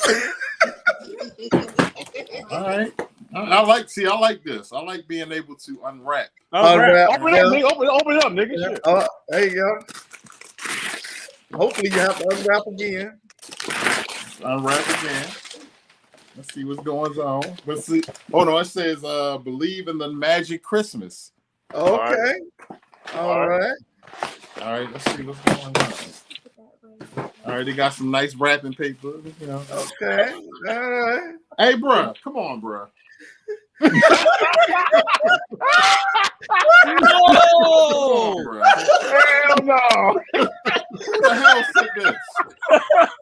It's gonna get smaller and smaller. Hey, Smaller, dog. Hey, Vaughn. Hey, Vaughn. I'm hey. strong. Hey, Vaughn. I'm strong as shit by the time I get to the gift. By the Right? time you man, it ain't gonna be a damn peanut. That's all in that damn. box. Oh, it's gonna be some hot sauce. Hey, bro, hold up. Hold the fuck up. Hell no. Hold on, bro. This better not be no goddamn Texas Pete, bro. Because I would throw this bitch through the window. Over here, fool. Over. That come from God Ralph. damn, That bro. gotta come from Yeah, Ralph. come on, hurry up, man. Goddamn, nigga. Debo passed the scissors, man. For real. That's no fucking What the fuck is that? That's some Open up, goddamn fool. Texas Pete. It looked like that I sent him a It look vibrator. like it, nigga. Open up, goddamn. This better Man, not I'm be no. glad they sent it in that big old box. Hey Dre, this better not. Hey Dre, this better not be no goddamn dildo. I know that. What the Hell fuck no, is nigga. this, bro? Yes, sir. I knew it. I knew it. Oh, Yes, hell. sir. Oh, man. I knew it. Hell no. I knew In it. that But big but old guess box. what? Guess what we gonna do with this? What? Hey, nigga, show some respect. Show See, some now that's respect. what I'm talking about. So This what I'm talking about right here. who was it? Debo or Ralph? Ralph. This what I'm talking. See, this what I'm talking about right here. Y'all see that? Yeah. Okay. All right, that's Okay. what's up. Okay. You see what I'm All talking about? That's what's up. Where Hey, was Ralph. that? Hey, Ralph. I know this was you. Where was that though? This was in the box at the Okay. bottom. This was Ralph though, right? Yeah, it was me. Yeah, I already know it. Texas Pete in your house, finally. Hell yeah. Yeah, use it, nigga. Hell yeah. Use it. I put Use some it. Texas Pete Hey. in your house. Yeah. Hey, nah. Hey, listen though, but on some real shit, I just want to say, hey, I appreciate you, bro. I appreciate that. You're Real welcome, shit, man. I appreciate you. Hey, that'll keep your head warm in the mornings when you Hey, be out in the snow. Hey, this is gonna be used, but I don't even know what that shit the other shit that you sent me. I don't even know what that shit is. Hey. But this is gonna be Yeah. used though. Yeah. Trust me. Yeah. No, I appreciate you, bro. I thank you, bro. I appreciate You're that. welcome. Oh. You're welcome. I did it as good as Dre did. Dre had to take the damn show. No, you got You hey, know. bro. We gonna have to live up to that one. Hey. All of us going to live up to that one. Who next, TJ? We got Mr. Ralph. All right. Let me see what the hell I got here. Let me see what I got here. Let me see what I got here. Okay, then. Nice little fleece. Okay. All right. All right. Okay. Hey, yeah. Got a spider on it. What the hell Yeah. is spider on it? I don't know what the spider about, but you know. No, that's that fleece that the substitute teacher usually wear. Hell no. That's the damn PE teacher wear, nigga. Shit. I like. Yeah, I class. like. Put my Class. control on. Your Do it original fit? teacher's not here today. I'm Mr. Buttersworth. Hell no. Hey, Does try it it fit on, though? bro. Who sent me Hey, this try it here? on. Do it Who fit sent though? me this? Doing Yeah, fit. Try it on. Try it on, nigga. Try it on. Who sent that? Who sent that? I don't know. Oh, here we go. Who sent that, Let's see chat? it. Let's Hey, see it niggas, fit. who sent that? Do it fit? Look a little snug. Oh, hell no. Look a No, little that snug, fit. bro. That fit Oh, that's good. straight there. Yeah, that's good. I do got on a shirt up under. Yeah, I can fit this rail. See, All right, personally, that's what's what up, I bro. Hey, did, that looks sporty there, man. Yeah. I like what I that. did was I went back to our chat. I went back to our chat and checked the sizes everybody sent when Dre asked us what our sizes was. So that's how I knew what to get. Oh, CJ. Oh, so you sent that, CJ? No, I didn't send that. I don't know. Hey, that is. I sent that. I sent that. Hey, look that spider. Look that brand up, and you'll know what's up with that. Look that brand up. I like that though. That's Hey, different. look that brand. When you get a chance, look that brand up. So that's you, Yeah. TJ? Yeah, that brand is pretty top notch. I can feel it. It's in the material. Oh yeah, Yeah, I like that there. Thank you. It feels luxurious. luxurious. Oh, nah. Appreciate that, TJ. You did good, man. Oh yeah, what's up, man? Let's I like see what that. I got here. Janetta picked that mine out. right here. This right here. Let's see. Let me see what this all about right here. My little girl's just about had opened it up for me. So I got a hey, oh boy, they gonna love this. Oh, that's what I'm talking about. Y'all see that on there? Y'all see that on there? Okay. Y'all see that on there? I see disappointment. I love that, man. That's what I'm talking about. Hey, who's sitting there right here? Hey, who's sitting there? That's like I said I Jenga. see disappointment. Yeah, it look like Jenga. Look like Jenga, like one of Jenga games. Who said that? I don't know. Who said that? Who said that? I sent it, dog. I sent it. Oh, Debo, that was Yes, Debo. sir. Hey, Yeah, I I think sent it, you man. had some sense in you. You had some orange and blue in you.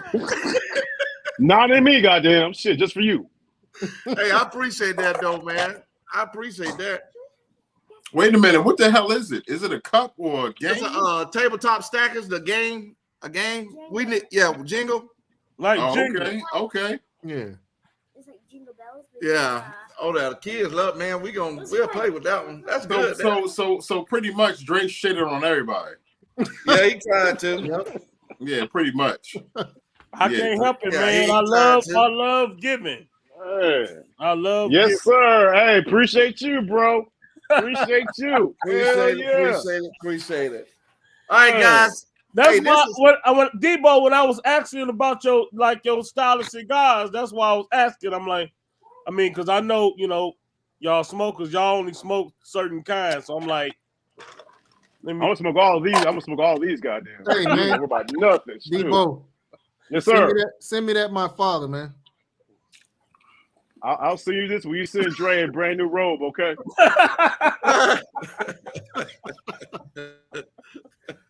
Oh man. Hey man, that was up. Yeah. Hey, but this basically, guys, I appreciate you guys. I appreciate everybody in the chat.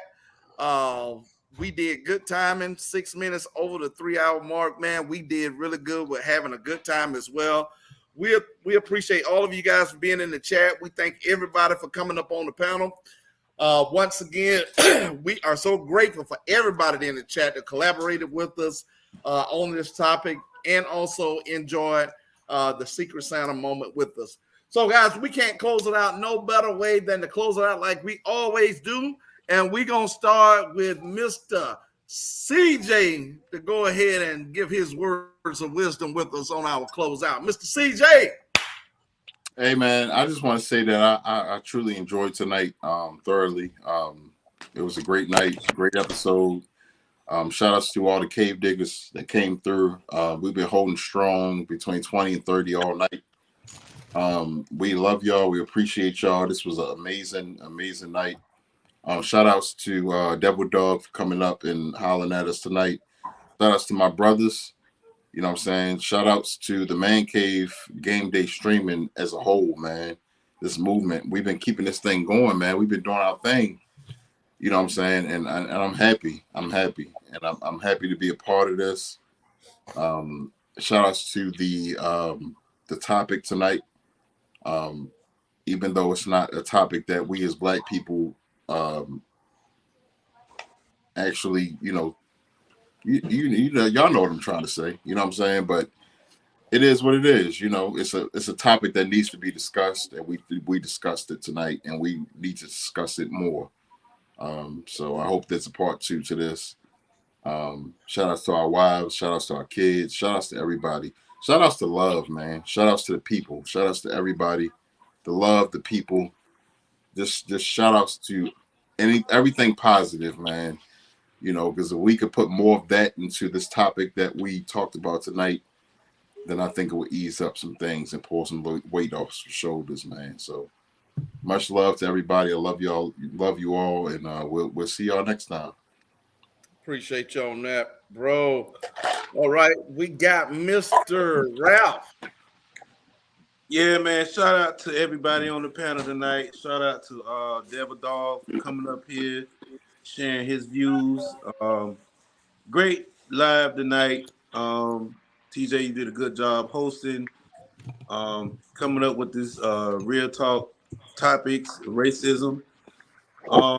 I was glad that we talked about it tonight. You know, we got a chance to elaborate on a lot of things, and I'm looking forward to a part 2 of this. And shouts out to all the cave diggers, for y'all rocked out tonight. Y'all showed out tonight. Y'all stayed in here from beginning to the end. We appreciate y'all for that. Shouts out to CJ, Vaughn, Debo, Dre, TJ, once again, another great episode, man. And also, in honor of this live right here, I'm coming out with a challenge. This is called a Wakanda Forever Challenge. You have to eat 3 of these in 1 minute, maybe a minute and a half. I don't know yet. And you got to tell what black means, being black in America means to you. So 3 of these in 1 minute, and what does being black in America means to you? The Wakanda Forever Challenge. Take it away. Appreciate that, bro. Nigga, Appreciate what that, is bro. those? All right, Mr. Vaughn. What? No. What are those? Yeah, what are those? They look like cakes. These are I got these from Walmart. The Debbie Snack cakes. Yeah, they're not little Debbie's. They're just Marble Celebrity Celebites cakes. You can get them out of Walmart. Have you tried them before? Yeah. Bitches busting, bro. We'll look forward to your when you debut this challenge. Yeah, we'll do. We'll watch you do it, bro. We'll watch you do it, bro. Right. We'll see how it go. I'll just let y'all know it's coming. I'll just let y'all know. We can't wait to see you do it, bro. I'm gonna be eating sweet potato pie for the next week. Mr. Vaughn. Yeah, man. So I don't know, man. This was interesting. I'm glad we did this. There was some tough moments in there, but I think we all handled it well. I do look forward to part 2. You got 20 questions, man. This is gonna be all the way up to part 5 or 6. I'm trying to tell you, bro. So, but yeah, shout out to everybody, everybody who was on the panel. Shout out to the Cave Diggers for your not just being here, but for your contributions to the conversation, because they had their own conversation going on in the chat and them adding to the stuff we were saying. And of course, shout out to everybody for on the panel, the Man Cave brothers, for the gifts and all the fun and stuff. The way we just wrapped it up. CJ and Sharice, man, I love y'all. Y'all know me, so I appreciate that. That's all I got, man. All right, we're going down to Mr. Debo Vibes. Man, first and foremost, man, shout out. Nigga, you ain't had to put TJ. the fucking hoodie on. Hey, I got represent just like y'all represent for the real talk. The shirts that I didn't get, we didn't know about. Represent, nigga, represent. You already know. Hey, CJ. Hey, that Texas Pete, use it. Yeah, it'll change your life. I'm gonna use it right now. It'll change your life. It'll change your life. That shit right down the toilet hole. Hey man, shout out TJ, you know what I'm saying, for being a great host, great moderator. Another topic, you know what I'm saying. Like I said, man, like my brother said, a lot of things that were said weren't that comfortable when we tackled it. And great presence for everybody, you know what I'm saying. For myself especially, you know what I mean. But love you brothers, man. Another great episode. The next episode, I think I'm on the next one. Well, since you brought it up, okay. Nigga, why you keep throwing? You don't have to keep showing them. He just told me. One more time. He just told me to, bro. He just told me to. Oh, there you go. Yes, sir. Yes, sir. But like I was saying, though, you know what I'm saying? Great show, great topic, you know what I mean? And you know what I'm saying? Another great show for the Man Cave, you know what I mean? And shout out to Dre. Shout out to Dre for not half stepping. Man, kiss my ass, Dre. Kiss my whole family ass. Y'all see that? So, love you, brothers, man. Y'all know foodie. Y'all know what deal is. I'm saying, damn. Bam.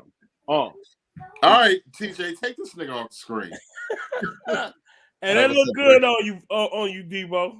That look good on you too, bro. It does.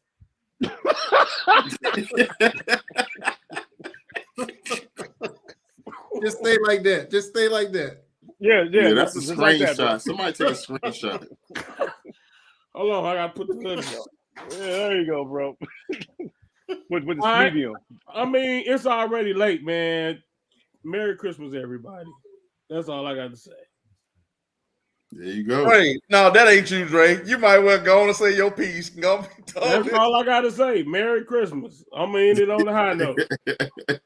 He can't say that. He can't say anything else, man. His circulation getting cut off. Exactly.